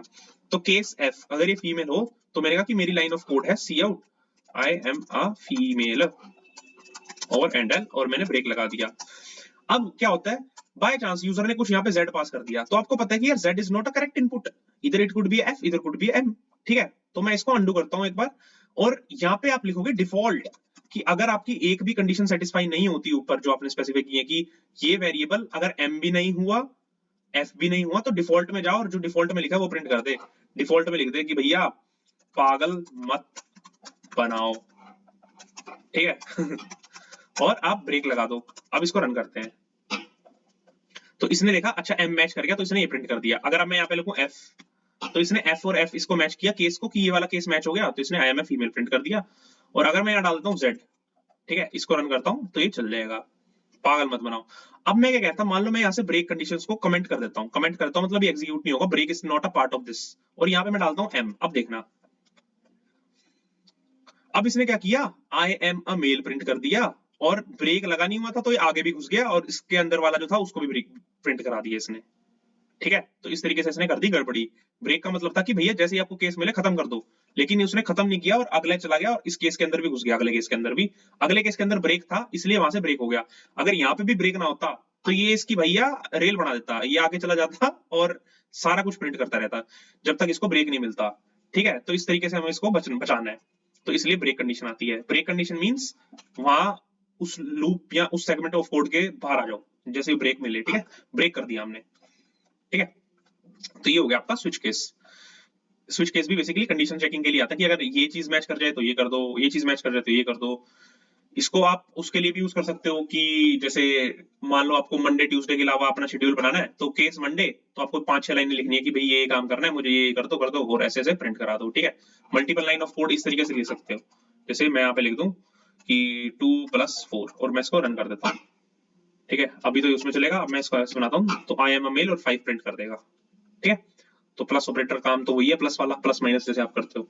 तो आपको अब स्विच केस भी समझ में आ गया, टाइप कास्टिंग समझ में आ गई, ये भी समझ में आ गया, और एक सेकंड, ये सब कुछ समझ में आ गया। टक टक टक टक टक। नेक्स्ट चीज आती है आपकी लूप। लूप का मतलब क्या है? लूप का मतलब ये है कि मान लो अभी तो आप यूजर से इनपुट ले रहे हो और आप एक चीज प्रिंट करा रहे हो, आपको रिपीटेटिव एक चीज करनी है कि जब तक आपकी कंडीशन मेट ना हो जाए, आपको करते रहना है, करते रहना है, करते रहना है। फॉर एग्जाम्पल, मैं आपका नाम 5 बार प्रिंट कराना चाहता हूं, तो मैं कैसे प्रिंट कराऊंगा? तो उनके लिए यूज होता है हमारे पास लूप। लूप लूप का मतलब ये है कि साइकिल में चलता रहे, साइकिल में चलता रहे। लूप का सिंटेक्स क्या होता है? पहली बात तो आपके 3 टाइप के लूप होते हैं, फॉर, व्हाइल, डू व्हाइल। ये फॉर और व्हाइल है ना, ये तो एकदम सेम है, बस सिंटेक्स का चेंज है। डू व्हाइल का थोड़ा सा काम अलग है, हालांकि काम सेम ही करेगा कि आइटरेशन में चलेगा, लूप में चलता रहेगा, लेकिन एक डिफरेंस है छोटा सा, वो मैं आपको बताऊंगा। अब पहले चलते हैं फॉर लूप के सिंटेक्स में। अब लूप जब भी आप यूज करेंगे ना, लूप में आपकी 3 चीजें होती हैं, अगर आपको समझनी पड़ेंगी तो लूप के अंदर आपकी 3 चीजें होती हैं। लूप के अंदर क्या 3 चीजें होती हैं? कोई भी लूप होगा ना, वो इन 3 फंडामेंटल्स को फॉलो करेगा। फंडामेंटल्स को क्या फॉलो करेगा? सबसे पहले लूप को इनिशियलाइज करना पड़ता है कि भैया शुरुआत कहां से करें लूप। अगर आप इस सर्कल को कंप्लीट करना चाह रहे हो तो आप स्टार्टिंग पॉइंट बताओगे कि यहां से स्टार्ट कर, ठीक है, तो आप इनिशियलाइज करेंगे। दूसरा आप देखेंगे कि जिस पॉइंट से आप चले हो और बाद में मान लो आपने एक नया रूट लिया, यहां से आप चले और आपने यहां से नया रूट लिया, ठीक है, तो यहां पे आप एक कंडीशन बताते हो, तो यहां पे आती है आपकी कंडीशन, ठीक है। तो अगर आपकी कंडीशन सही होगी ना, तभी आपका लूप आगे चले। फिर आपके पास आती है अपडेट। अपडेट, मान लो आपको कुछ अपडेट करना पड़ जाए, तो आपका कैसे होगा? सबसे पहले होगा आपका इनिशियलाइज। इनिशियलाइज होने के बाद वो देखेगा आपकी कंडीशन, अगर आपकी कंडीशन ठीक है तो उसके अंदर जो कोड लिखा होगा ना उसको एग्जीक्यूट कर दे। फिर कोड एग्जीक्यूट होगा ना, फिर वो ऊपर जाके अपडेट देखेगा कि अच्छा अपडेट कर दे अब इसको। अपडेट करने के बाद फिर वो कंडीशन चेक करेगा। तो इनिशियलाइज का मतलब ये होता है कि हमने इनिशियलाइज किया, और इनिशियलाइजेशन हमेशा एक बार होती है कायदे से देखा जाए तो। इनिशियलाइजेशन मतलब हमने एक बार इनिशियलाइज कर दिया, तो सबसे पहली बार तो ये चलेगा आपका, और ये चलेगा कंडीशन पहली बार में, ठीक है, पहली बार में आपका इनिशियलाइज और कंडीशन दो चीजें चलेंगी। उसके बाद आपका लूप कितनी बार चलना है वो डिपेंड करेगा इस अपडेट कंडीशन पे, कि आपका कुछ अपडेट होगा फिर कंडीशन चेक होगी, तो सेकंड टाइम फिर आपका ये चलेगा, फिर अगली बार आपका लूप चलेगा तो थर्ड टाइम भी ये दोनों चलेंगे कि अपडेट हो फिर कंडीशन चेक कर, अगर ठीक है तो अंदर जा ऊपर जा अपडेट कर, अपडेट करने का कंडीशन चेक कर, अगर सही है तो फिर अंदर जाओ और सारा कुछ प्रिंट करता रहे। तो इस तरीके से आपका ऑपरेशन चलता है। अब इसका सिंटेक्स देख लेते हैं। इसका सिंटेक्स इस तरीके से है। और अब मैंने स्पेसिफाई किया इनिशियलाइजेशन, तो मैंने कहा इंट i इक्वल टू 1, मैंने एक स्पेसिफाई किया वेरिएबल i जो कि इंटीजर टाइप का है। ठीक है, इसको मैं स्टार्ट भी लिख सकता था कि स्टार्ट टाइप का वेरिएबल जो कि एक इंटीजर टाइप का है, और स्टार्ट कहां से हो रहा है 1 से, और मैं कह रहा हूं कि मेरे को आपका नाम 5 बार प्रिंट कराना है, तो मैं लिखूंगा कि स्टार्ट जब तक चले जब तक स्टार्ट की वैल्यू 5 से कम या बराबर है। ठीक है, और स्टार्ट को हर आइटरेशन के बाद प्लस प्लस करता है। अब आपको पहले प्लस प्लस समझना चाहिए कि ये प्लस प्लस या माइनस माइनस क्या होते हैं। इनको बोला जाता है इंक्रीमेंट ऑपरेटर्स। इंक्रीमेंट ऑपरेटर्स की क्या वैल्यू होती है, अब ध्यान से देखो। इंक्रीमेंट का मतलब होता है कि मान लो आपने स्पेसिफाई किया इंट एज इक्वल्स टू 25, आपने प्रिंट कर दिया सी आउट एज, उसके बाद आपने किया सी आउट सॉरी आपने किया एज प्लस प्लस, और आपने किया सी आउट एज। ठीक है, तो अब ध्यान से देखना अब क्या होगा। 25 और 26, क्यों? इसने क्या किया age plus plus. Age plus plus का यही मतलब है, अगर आप करते age equals to age plus 1, कि जो मेरा एज वेरिएबल है ना, एज वेरिएबल की वैल्यू मान लो 25 थी, उसमें एक ऐड कर दे 26 और उसको रीअसाइन कर दे एज वेरिएबल में। तो एज की वैल्यू 25 प्लस 1 26, और इसी को रीअसाइन बैक कर दिया एज के अंदर, इसी को सिंगल इसमें लिखा रहता है एज प्लस प्लस। ठीक है, तो इसने क्या किया उसकी वैल्यू 1 बढ़ाई और उसके अंदर असाइन करके उसको दे दिया, और अगली बार हमने जब प्रिंट कराया तो एज हो गया आपका 26। इसको बोला जाता है पोस्ट इंक्रीमेंट, की एज वेरिएबल के बाद आपने इंक्रीमेंट वाला ऑपरेटर डाला है। ऐसे ही हमारे प्री इंक्रीमेंट भी होते हैं। प्री इंक्रीमेंट का मतलब क्या है कि अगर मैं यहाँ पे प्लस प्लस लगा दूं, इसके पहले लगा दूं और इसके बाद ना लगाऊं और इसको रन कर दूं, तो अभी 25 26 आया, तो आप कहोगे कि यार पागल मत बनाओ, प्लस प्लस पहले भी लगा रहे हो तो सेम काम कर रहे हैं, बाद में भी लगा रहे हैं तो सेम काम कर रहा है, तो इसमें फर्क क्या हुआ? ठीक है, तो मैंने कहा फर्क तो हुआ। फर्क कैसे हुआ वो मैं बताता हूं। अगर मैं ये काम यहां लिख दूं प्लस प्लस और अब इसको रन करूं, इसको कमेंट कर देता हूं, तो आप कहोगे भैया एज आपने डिफाइन कर दी 25 और आप लिख रहे हो सी आउट, थोड़ा स्पेस देता हूं ताकि समझ में, प्लस प्लस एज। आप कहोगे भैया यहाँ तो ये सेगमेंटेशन देगा, ओ सॉरी ये कंपाइलेशन एरर देगा कि भैया ये तो गलत कंपाइल करेगा ही नहीं, आपने सी आउट के साथ में लगा दिया। नहीं, ये कंपाइल करेगा, ये चलेगा, ये वैल्यू भी देगा, लेकिन आप देखोगे कि आउटपुट आएगा इसका 26 आया। यार सही बात है, आपने कहा था कि प्लस प्लस क्या करता है एक ऐड कर देता है एज में और प्रिंट करा देता है, तो इसने एक ऐड कर दिया होगा एज वेरिएबल के अंदर और 26 प्रिंट करा दिया। लेकिन अब जादू देखना, अब मैं करता हूं यहाँ पे प्लस प्लस, आप कहोगे अरे भैया ये तो जादू हो गया, ये तो 25 ही प्रिंट कर रहा है 26 प्रिंट ही नहीं कर रहा। तो इसका मतलब ये है कि इसको बोला जाता है पोस्ट इंक्रीमेंट। पोस्ट इंक्रीमेंट क्या है कि सी आउट के साथ अगर आपने वेरिएबल छाप दिया तो वो क्या करेगा, पहले 25 प्रिंट करेगा, उसके बाद उसको इंक्रीमेंट करेगा। अरे ऐसा क्या? अगर मैं इससे पहले लगाता तो, इससे पहले लगाते तो क्या करता वो पहले +1 करता एज के अंदर फिर प्रिंट कराता। अरे अच्छा, इससे भी फर्क पड़ता है क्या लिखने के? उससे भी हाँ पड़ता है। अगर आप सी आउट एज कराते तो 25 आता, और अब भी प्लस प्लस कर दोगे तब भी 25 आएगा, लेकिन एज वेरिएबल इस सेमीकोलन से पहले 26 हो चुका होगा, ताकि आप अगली लाइन में अगर आप प्रिंट करा के देखो तो अब एज 26 ही प्रिंट होगा। एज यहाँ पे तो 25 प्रिंट हो जाएगा, लेकिन 25 प्रिंट होने के बाद ये प्लस प्लस हो रहा है तो वो 26 हो जाएगा, और अगली लाइन में वो 26 ही प्रिंट होगा। देखना आप, अब देखना 25 26 प्रिंट होगा। आपको अच्छा, और अगर प्लस प्लस करता तो आपने कहा था कि भैया ये पहले इंक्रीमेंट हो जाएगा तो यहाँ पे 26 प्रिंट हो जाएगा, और अगली लाइन में वो 26 ही हो चुका है तो 26 ही प्रिंट होगा, तो 2 बार 26 प्रिंट होगा। यस इसको बोला जाता है increment, pre increment, post increment. Similarly हमारा डिक्रीमेंट भी होता है। डिक्रीमेंट क्या होता है? Minus minus. इसका मतलब ये है कि एज 25 है ना, तो सी आउट क्या करेगा, अच्छा प्रिंट कराना है माइनस माइनस माइनस माइनस देखेगा तो यार एक बार माइनस करना है, मतलब मुझे -1 करना है, किस में से? एज में से। तो ये 25 में से 24 को माइनस करने के बाद प्रिंट कराएगा, और ये 24 प्रिंट करा देगा। 24 प्रिंट करा देगा तो एंड लाइन आ जाएगी, और एज क्या होगा 24 ही हो चुका होगा, तो 24 24 2 बार प्रिंट होगा, देखना। लेकिन अगर मैं इसको यहाँ पे माइनस माइनस कर देता तो ये क्या करता, एज की वैल्यू 25 लेता और उसको प्रिंट कर देता। क्यों? क्योंकि माइनस माइनस बाद में आ रहा है, प्रिंट करने के बाद माइनस माइनस लगाता और एंड लाइन करता, तो ये प्रिंट 25 होता, लेकिन एज वेरिएबल अपडेट हो गया 24 हो चुका होता, और नेक्स्ट लाइन में 24 प्रिंट होता। ध्यान से देखना, तो 25 24 ठीक है, इस तरीके से। तो यही मैंने यहाँ पे लगाया पोस्ट इंक्रीमेंट। यहाँ पे आप प्लस प्री इंक्रीमेंट भी लगा सकते हो क्योंकि यहाँ पे सी आउट स्टेटमेंट नहीं है, तो इससे फर्क नहीं पड़ेगा। बट आपको ध्यान रखना है कि कल को आपको क्वेश्चन दे दिया कि tell me the syntax output for this syntax given, तो आप तो सोचोगे कि प्लस प्लस है या इंक्रीमेंट है, एक ऐड करने को बोला था उन्होंने, तो आप मेरे ऊपर ब्लेम करोगे, मुझे जूते मारोगे, मैं गालियां खाऊंगा आपकी। लेकिन देख लेना अब इसको, मैंने समझाया भैया, कुछ मिस नहीं किया। अगर आपको लग रहा है कि मैं कुछ मिस कर रहा हूँ तो बता देना यार, मैं भी सीख लूंगा, ठीक है, क्योंकि लर्निंग नेवर स्टॉप्स। तो अब मैंने यहाँ पे क्या कहा, मैंने कहा कि मैंने एक वेरिएबल डिफाइन कर रहा हूँ स्टार्ट इक्वल टू 1। तो आप कहोगे कि आपने अभी समझाया था ग्राफ में कि पहले इनिशियलाइज होता है, इनिशियलाइज कर दिया और एक ही बार इनिशियलाइज होगा, हो गया, सही बात है। उसके बाद अपडेट कंडीशन और कंडीशन चेक, सॉरी अपडेट नहीं कंडीशन चेक। तो देखिएगा 1 is less than equal to 5, हाँ, तो मैंने कहा था कि मैं प्रिंट कराऊंगा अपना नाम 5 बार, रमनदीप। तो अब मैं इसको रन करता हूँ, अब देखो रमनदीप रमनदीप रमनदीप रमनदीप 5 बार प्रिंट हुआ। अब मैं क्या करता हूँ, एक स्पेस देता हूँ ताकि थोड़ा समझ में साफ आए। तो रमनदीप स्पेस रमनदीप रमनदीप रमनदीप प्रिंट हुआ। कैसे हुआ, उसने वेरिएबल इनिशियलाइज किया 1 से और चेक किया 1 is less than equal to 5, हाँ, तो अंदर चला जाएगा ब्लॉक के और प्रिंट कर देगा।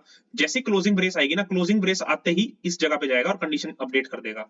स्टार्ट 1 था, 1 प्लस प्लस 2 हो गया। मैंने बोला ना कि स्टार्ट प्लस प्लस का यही मतलब है जो इसका मतलब है, start equals to start plus 1, कि स्टार्ट की वैल्यू 1 थी, 1 प्लस 1 हो गया आपका 2 और 2 को असाइन बैक कर दिया स्टार्ट में, तो स्टार्ट के अंदर अब 2 हो गया। 2 हो जाएगा जब ये, तो इसके बाद यहां जाएगा, मैंने बोला था ना 2 is less than equal to 5 check करेगा, हाँ भाई अभी भी सही है, तो अंदर जाके रमनदीप प्रिंट कर देगा। फिर क्लोजिंग ब्रेस देने के बाद ऊपर जाएगा स्टार्ट प्लस प्लस, स्टार्ट 2 था तो 2 प्लस 1 3 हो जाएगा, 3 असाइन करेगा स्टार्ट में, तो स्टार्ट हो गया 3, 3 is less than equal to 5, yes, Ramandeep print करेगा। फिर ये 4 हो जाएगा, 4 is less than equal to 5, yes. फिर 5 हो जाएगा, 5 is less than equal to 5, Ramandeep yes. फिर ये 5 प्लस प्लस यानी कि 6 हो जाएगा, फिर 6 is less than equal to 5, no. जैसे ही नो आया तो इसके बाहर आ गया अभी। अब इसके बाहर अगर आपने लिखा होगा कि सी आउट लूप टर्मिनेटेड, इस तरीके से, तो ये प्रिंट हो जाएगा आपका। और इसके बाद मैं एक लगा देता हूँ यहाँ पे, आप यूं खाली सी आउट एंड लाइन यूं भी लगा सकते हो, सी आउट एंड लाइन। तो ये क्या करेगा, रमनदीप रमनदीप रमनदीप तो एक ही लाइन में प्रिंट करे जा रहा है, उसके बाद एक नई लाइन दे देगा और फिर ये दिखा देगा लूप टर्मिनेटेड, ठीक है, रमनदीप रमनदीप और लूप टर्मिनेटेड इसने दिखा दिया, ठीक है। तो ये था फोर लूप। अब फोर लूप के अलावा और क्या लूप आते हैं, मैंने कहा था यार फोर लूप के अलावा ना वाइल लूप आता है आपका। वाइल लूप कैसे होता है, वाइल लूप क्या करता है, जो ये चीज आपने यहाँ करी है ना, यहाँ पे जो चीज यहाँ पे करी है, वाइल लूप कहेगा कि ये चीज ना मेरे बाहर कर दो, जैसे नॉर्मली आप कोई वेरिएबल डिक्लेयर करते हो वैसे कर दो। और क्या करो, ध्यान से कंपेयर करते रहना फोर लूप से और इससे, कि स्टार्ट इक्वल टू 1 मैंने एक वेरिएबल डिफाइन कर दिया जैसे मैं नॉर्मली करता हूँ। वाइल कहता है कि मेरे अंदर ना जो ये कंडीशन दोगे ना, ये वाली कंडीशन सिर्फ ये दे दो वाइल के अंदर, या इस ब्लॉक के अंदर, start is less than equal to 5। मैं कंडीशन देखते ही ना आपका काम कर दूंगा, जो भी आपको प्रिंट कराना है। मैंने कहा यार मेरे को तो रमनदीप प्रिंट कराना था 5 बार, तो कहेगा ठीक है, मैं देखूंगा 1 एक वेरिएबल में मैंने दे दिया, स्टार्ट नाम के वेरिएबल में जो इंटीजर लेता है, ठीक है। उसके बाद वाइल लूप, वाइल लूप क्या कहता है कि भाई कंडीशन चेक कर 1 is less than equal to 5, हाँ, तो कहेगा अंदर चला जाए इस करली ब्रेसेस के अंदर, क्या तो रमनदीप प्रिंट हुआ। लेकिन आप देखो मैंने कंडीशन अपडेट नहीं करी, ओ तो क्या होगा, ये इस करली ब्रेस के बाद जाएगा और 1 is less than equal to 5, ये दोबारा देखेगा कि हाँ भी कंडीशन ट्रू है तो रमनदीप, फिर जाएगा, फिर 1 is less than equal to 5 रमनदीप। तो यार मैं स्टार्ट तो कभी अपडेट ही नहीं कर रहा, जो यहाँ पे अपडेट कर रहा था मैं यहाँ पे स्टार्ट प्लस प्लस, तो वो कहाँ होता है, वो इस करली ब्रेसेस जब खत्म होते हैं ना, जस्ट उससे पहले अपडेट करते हैं हम इसको। तो अभी क्या करेगा, 1 is less than equal to 5 अंदर जाएगा, रमनदीप प्रिंट करेगा, 1 प्लस प्लस 1 हो जाएगा आपका 2, तो 2 is less than equal to 5 अंदर जाएगा तो 5 बार प्रिंट कर देगा, इसको भी देखना 5 बार। बाय चांस अगर मान लो यहाँ पे जैसे आप कंडीशन लगानी भूल जाओ, इसको यहाँ भूल जाओ, या फिर जैसे मैं यहाँ पे लगानी भूल गया, मान लो मैं यहाँ पे लगानी भूल गया कंडीशन, तो क्या होगा, आप सोचोगे यार क्या होगा, सोचो 1 मिनट के लिए ब्रेक लेके, क्या होगा भैया, कंप्यूटर फूक जाएगा आपका। कंप्यूटर कैसे फूक जाएगा, क्योंकि आपने कोई अपडेशन कंडीशन लगाई नहीं, तो स्टार्ट हमेशा ही 1 रहेगा और ये कंडीशन हमेशा ट्रू होगी, 1 लेस देन इक्वल टू 5 ये प्रिंट कर देगा, क्लोजिंग ब्रेस के बाद ऊपर जाएगा, कंडीशन देखता रहेगा, तो बार बार ट्रू ट्रू ट्रू। तो आपका जो ये वाइल लूप है ये इनफाइनाइटली चल जाएगा, इनफाइनाइट चलेगा तो आपकी कंप्यूटर की मेमोरी भर देगा। आप इसको रन कर देता हूँ तो आपकी मेमोरी भर गई, देखो चले जा रहे चले जा रहे चले जा रहे। तो हो सकता है अगर आपके पास पुराने पेंटियम वाले कंप्यूटर हो तो उसमें आग भी लग सकती है, बच के रहना, ठीक है। तो इससे बच जाते हैं आप, इसको टर्मिनेट करना तो अब इसको यहीं से स्टॉप करना पड़ेगा। क्यों, क्योंकि इसकी कंडीशन अपडेट नहीं हुई तो ये इनफाइनाइट लूप में घुस गया और चलता रहा। तो इसलिए यहाँ पे अपडेट कंडीशन का आप खास ध्यान रखना कि आप क्या कंडीशन लगा रहे हो, ठीक है। सिमिलरली अगर आप फोर लूप में भी भूल जाते तब भी ये सेम ही काम करता। अगर मैं मान लो यहाँ पे अपडेट कंडीशन लगानी भूल जाता, इस सेमीकोलन के बाद ये कंडीशन लगानी भूल जाता, तो देखा दौड़ पड़ी ना इसकी रेल, तो इसको हमें रोकना है, ठीक है। अब मैंने आपको फोर लूप और वाइल लूप बता दिया। अब मैंने आपको कहा था कि यार फॉर लूप और व्हाइल लूप तो कंडीशन चेक करने के बाद ही पहली बार भी अंदर भेजते हैं कि एक बार कंडीशन चेक तो होगी यार अंदर जाने से पहले, ऐसे ही मत करो कुछ भी, है ना। लेकिन मैंने कहा था डू व्हाइल लूप अलग है। डू व्हाइल लूप क्यों अलग है? मेरे वाला अलग है। तो डू व्हाइल लूप अलग है। कैसे अलग है? अगर आप देखो, डू क्या कहता है कि डू कहता है कि भैया मुझे नहीं पता आपकी कंडीशन क्या है, मैं एक बार तो चलूंगा ही चलूंगा।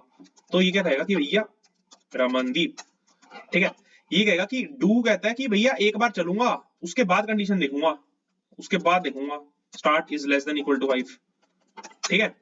तो क्या कहेगा कि आपने एक वेरिएबल जैसे नॉर्मली व्हाइल लूप के लिए करते हो डिफाइन कर दिया, उसके बाद आपने कहा कि डू लूप लगाया, वो क्या कह रहा है कि मैं रमनदीप प्रिंट कर दूंगा। अरे माइनस कहां से आ गया, ठीक है। तो डू क्या कह रहा है कि मैं ना अंदर चला जाऊंगा, प्रिंट कर दूंगा रमनदीप, लेकिन कंडीशन ना बाद में देखूंगा कि condition 1 is less than equal to 5, हाँ, तो दोबारा चला दूंगा, दोबारा चला दूंगा, दोबारा चला दूंगा। तो अब आप देखना इसका आउटपुट क्या हो गया।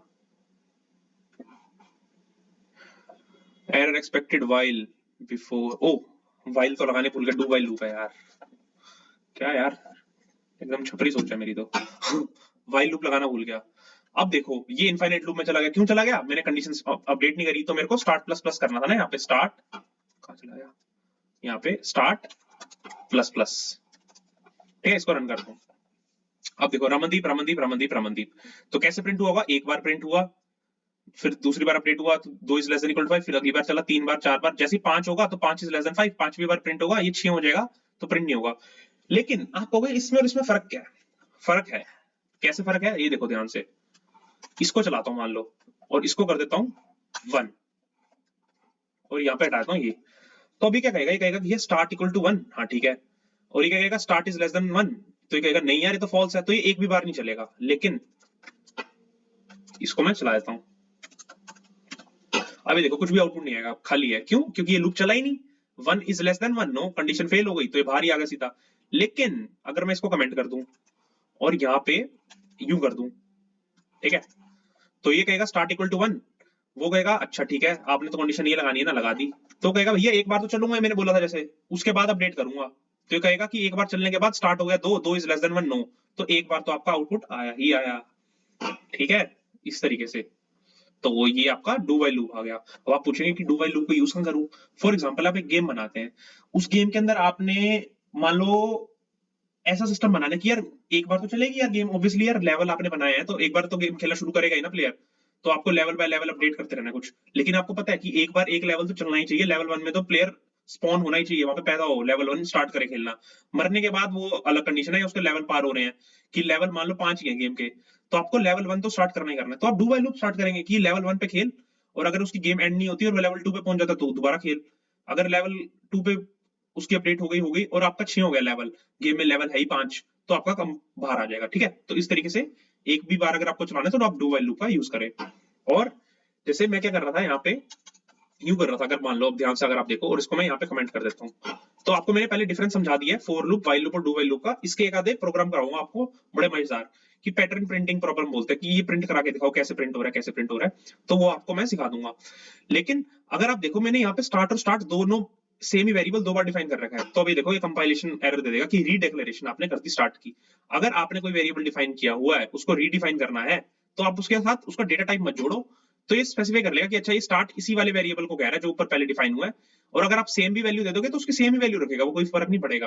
आप इसको चाहे 1 दे दो चाहे इसको 2 दे दो, अगर आपने इसको 2 दिया तो ये डू लूप में तो चलेगा ही चलेगा एक बार, तो उसके बाद चेक करेगा 2 इज लेस देन 1, तो स्टार्ट को 2 दे दो चाहे आप कुछ भी दे दो, तो ये इस तरीके से चलेगा ही चलेगा, ठीक है। तो इस तरीके से आपको मैंने ये मोटी मोटी चीजें बता दी। एक चीज और मैं आपको बतानी भूल गया, अब जैसे ये इंटीजर वगैरह डेटा टाइप होते हैं ना, इनकी ना एक रेंज होती है, इनकी एक रेंज होती है। जैसे मैंने ये अब 1 मिनट का रह गया, अब इस 1 मिनट के बाद आराम ही आराम है, मस्त सोना खा पी के अपना बढ़िया, बस ये समझ लो। अगर मैंने ए के अंदर 20 डाल ली या कुछ बहुत बड़ी वैल्यू डाली, लेट्स से, अब मैं इसको रन करता हूँ सी आउट ए, तो भी देख रहे हैं फट जाएगा, फट गया, ओवरफ्लो आ गया। कह रहा है कि यार आप ना इंटीजर वैल्यू के अंदर ऐसी वैल्यू स्टोर कर रहे हो जो इंटीजर की कैपेसिटी नहीं है। अभी इंटीजर की ना एक रेंज होती है कि इससे ज्यादा वैल्यू नहीं स्टोर करा सकता वो, 1000 2000 इस तरीके से। तो क्या वैल्यू होती है, वो वैल्यू मैं आपको बताता हूँ क्या होती है। उसके लिए आपको यहाँ पे समझना पड़ेगा कि एक ना ऐसा इंपोर्ट बताता हूँ जादू वाला, इस इंपोर्ट को इंक्लूड कर देना। अब जिंदगी में कोई और इंपोर्ट मत इंक्लूड करना जब तक कॉम्पिटिटिव प्रोग्रामिंग कर रहे हो। ये bits/std++.h क्या करेगा, आपके जितने भी लाइब्रेरीज होंगी ना सारी एक बार में इंक्लूड कर देगा। अगर ये ना होती बाय चांस, मान लो इसी को रखता मैं, ठीक है, और इसको बाद में समझते हैं। मान लो एक फंक्शन लिखता, मैथ का एक फंक्शन है, इसके अंदर एक लाइब्रेरी होती है मैथ, जिसके अंदर बड़े सारे फंक्शन होते हैं, जिसके अंदर एक फंक्शन होता है पावर फंक्शन। पावर फंक्शन क्या कहता है कि 2 की पावर 8 या 2 की पावर 3। तो 2 की पावर 3 क्या होता है, 2 की पावर 3 क्या होता है, 8 होता है हमारा। तो हमारा 8 प्रिंट करा, लेकिन ये पावर इसको मिलेगा नहीं। क्यों नहीं मिलेगा, कहेगा power is not declared in the scope. तो उसके लिए एक लाइब्रेरी होती है मैथ लाइब्रेरी, अगर मैं गलत नहीं कर रहा तो मैथ एक लाइब्रेरी होती है, उसको इंक्लूड करना पड़ता है। और ये क्या कह रहा है, math fatal, math dot h करके आती है क्या, स्पेसिफाई करना पड़ता है हेडर। हाँ, तो मैथ एक लाइब्रेरी है और उसको डॉट एच करके हमें स्पेसिफाई करना पड़ता है कि ये लाइब्रेरी इंक्लूड करनी है मेरे को, तब पावर फंक्शन मिलेगा मेरे को इनबिल्ट। लेकिन अगर मैंने इंक्लूड नहीं करी थी तो आपका कोड फट गया था। तो इस तरीके से अलग अलग चीजें करने के लिए आपकी अलग अलग लाइब्रेरीज बनी हुई है। तो आप कहोगे कि यार हर एक का इंपोर्ट करूंगा तो भाई भूल जाऊंगा, चक्कर आ जाएगा दिमाग, तो मेरा बेहोश हो जाऊंगा। बेहोश नहीं होना भैया, हम बैठे हैं ना, बेहोश क्यों होने देंगे। तो आप ये चीज ले लो, ये एक आपने जैसे ही डाली, आपकी एक ही इंपोर्ट से आपके हर एक फंक्शन आ गया। आप इसको रन करूं, 2 की पावर 3 8 आएगा, देखना। ठीक है, तो इस तरीके से मैंने बोला आपको कि इसको इंक्लूड कर लो और आपका सारा काम बन जाएगा। अब आते हैं आपका मैक्सिमम रेंज देखनी है मेरे को इंटीजर की क्या होती है। तो आपको पता लगेगा मैक्सिमम रेंज क्या होती है, ऐसे इंट मैक्स। अगर मैं वो इंक्लूड ना करता ना, ये int max is a variable defined inside this library, जिसकी एक वैल्यू होती है जो कि एक बताती है कि इंटीजर की मैक्सिमम रेंज क्या है। तो इंटीजर इतनी बड़ी मैक्सिमम वैल्यू ले सकता है। मतलब अगर मैं सी आउट ये प्रिंट कराऊं ना, अरे यार कॉपी हो ना, कॉपी हो, इसको अगर मैं प्रिंट कराऊं, इसको अगर मैं प्रिंट कराऊं और इसको एक सेकंड के लिए कमेंट कर दूं, तो ये एकदम मक्खन प्रिंट होगी, कोई दिक्कत नहीं है इसमें प्रिंट होने में। लेकिन अगर मैं इससे एक भी वैल्यू पर कर दूं, या इसको 47 की जगह 50 बना देता हूं और इसको रन कर दूं, तो ये कुछ और ही रिजल्ट दे देगा मेरे को। अरे ये तो चल पड़ा यार। हाँ, क्योंकि ये सी आउट में तो चलो डायरेक्टली इनपुट हो गया आपका, लेकिन अगर मैं इसको इंट ए में डिफाइन करूं, इंट ए में डिफाइन करूं और इसको मैं सी आउट करूं, आपने स्पेसिफाई कर दिया कि एक इंटीजर टाइप का वेरिएबल है और इसको रन करूं। सी आउट में तो चलो जो पास करते हैं वो तो डायरेक्टली प्रिंट हो ही जाता है, कुछ भी पास करो। लेकिन अब आपने स्पेसिफाई किया कि आप ए प्रिंट कर रहे हैं, सी आउट ए, और ए वेरिएबल के अंदर आपने इंटीजर स्टोर किया हुआ है और ये मैक्सिमम वैल्यू है। अब इसको मैं 50 कर देता हूं, अब इसको रन करोगे, देखना अब आप ए प्रिंट कराओगे ना, तो ये भैया ए के अंदर स्टोर ही नहीं होगा, नेगेटिव वैल्यू दे देगा। क्यों, क्योंकि ए की तो इतनी लिमिट ही नहीं है कि वो स्टोर करा सके। ठीक है, तो इंट मैक्स से आपको पता लगता है कि maximum positive value of N integer is this. तो अगर आपको मान लो यही प्रिंट कराना है 50, तो आप कैसे कराओगे, आप सोचोगे यार कैसे करूं, तो इसके साथ ना एक लॉन्ग कीवर्ड लगा दो। ये क्या करता है, इंट की ना रेंज बढ़ा देता है। अब इसको रन करोगे ना, आप एक्जैक्टली यही प्रिंट होगा जो आपको चाहिए, देखो। ठीक है, इसी तरीके से इसके बाद एक और आता है लॉन्ग लॉन्ग। इसको आप गूगल पे सर्च करना कि long long, int long, long int, unsigned long, इस तरीके से, तो आपको रेंज पता लग जाएगी कि मैक्सिमम इतना जा सकता है एक वेरिएबल जो इंटीजर टाइप का है, उसकी वैल्यू इतनी जा सकती है और मिनिमम इतनी जा सकती है। मिनिमम निकालनी है तो कैसे निकालूंगा, मिनिमम निकालनी है तो ऐसे निकालूंगा, देखो सी आउट इंट मिन। इससे ये पता लग जाएगा कि भैया इससे छोटी वैल्यू ये नहीं लेगा। अगर मैं इसको कमेंट कर दूं, ठीक है, और इसको चला दूं, तो ये कहेगा कि भैया इससे छोटी वैल्यू नहीं लूंगा मैं, इससे छोटी वैल्यू डाल के देख लो, फट जाऊंगा। तो ये माइनस ये जो इसने दी मेरे को कॉपी किया, और मैं क्या करता हूँ, इसको अब कमेंट कर देता हूँ और इसको चलाता हूँ और यहाँ पे डाल देता हूँ इस वैल्यू को। तो ये वैल्यू तो आपकी एकदम मक्खन प्रिंट होगी, इसमें तो कोई दिक्कत ही नहीं है। लेकिन जैसे ही मैं इससे छोटी वैल्यू डालूंगा, मान लो मैंने डाल दिया 50 और इसको रन करता हूँ, तो फट जाएगा। फट गया, ओवरफ्लो आ गया ना, कह रहा है भैया मेरे बस की नहीं है, मेरा तो भैया पुर्जे डिले हुआ ये देखती। ठीक है, इसके बस की नहीं थी, तो अब इसको लॉन्ग लगा दिया। अब लॉन्ग से इसकी रेंज बढ़ जाएगी और एक देखो आउटपुट एकदम सही आ गया। तो इस तरीके से जो आपके इंटीजर डेटा टाइप्स है, इसकी एक रेंज भी आप चेंज कर सकते हो according to the question requirement. अगर आपको दे रखा है क्वेश्चन में कि आपका इंटीजर की वैल्यू ओवरफ्लो कर सकते हैं इस तरीके से, तो आपको इस चीज पे ध्यान रखना है। तो आज के लिए यार इतना ही बहुत पढ़ा दिया यार, तुम भी सोच रहे होगे कि भैया ऐसी हो गई। ये आपके बिल्कुल एकदम बेसिक्स है, ये समझ लो तो आपके फंडामेंटल्स एकदम क्लियर हो जाएंगे। अगली क्लास में मैं आपको समझा दूंगा सारे फंक्शंस कैसे लिखते हैं, इनलाइन फंक्शन, मेमोरी स्ट्रक्चर क्या होता है, हमारी मेमोरी क्या होती है, हमारे वेरिएबल स्टोर कैसे हो रहे हैं, कहाँ जा रहे हैं। तो वो आपको एकदम समझ में आ जाएगा ना, तो आपको ये समझ में आ जाएगा कि भैया हमें वेरिएबल कब और कैसे डिक्लेयर करना है, और ये हमारा किस जगह पे जा रहा है, और हमारा जो ओवरफ्लो आ रहा है इससे कैसे बचे, ये सब कुछ मैं आपको सिखा दूंगा। तो आज के लिए इतना ही, मिलते हैं दोस्तों अगली क्लास में। अब सुनो अपना गाने वाने, मस्त नाचो कूदो हॉस्टल में, अपना फोड़ो पटाखे वटाके और चिल मारो। बस मिलते हैं यार अगली क्लास में, तब तक के लिए टेक केयर। और हम बैठे हैं आपकी चिंता लेने के लिए, आपको चिंता नहीं लेनी। आप बस हमें कमेंट करके बताओ कि आपको क्या चीज और समझनी है और कहाँ फंस रहे हो, आपकी दिक्कत हमारी दिक्कत। Okay, bye bye. So thank you मेरे प्यारे व्यूअर्स, एंड इसके बाद मेरी वही स्टैंडर्ड लाइन, ट्रिक है, एक तो लाइक और शेयर ठोक दीजिए, महाकाल का दबा के लाइक और शेयर ठोक दीजिए, 5000 लौटे दिख जाना चाहिए। ये 4000 के लिए मैं यहाँ पे नहीं खड़ा हूँ, पूरा साल मेहनत करता हूँ आपके लिए बेटा। ऐसा नहीं चलेगा, ऐसा नहीं चलेगा। लाइक ठोकी दबा के, लाइक ठोकिए। यहाँ पे देखिए, ऐसा क्वेश्चन चुटकी बजाते ही सॉल्व करना सिखा देता हूँ। Thanks everyone for watching this video. Please do like, share and subscribe. Mahakal की पसंद तोड़ डालो।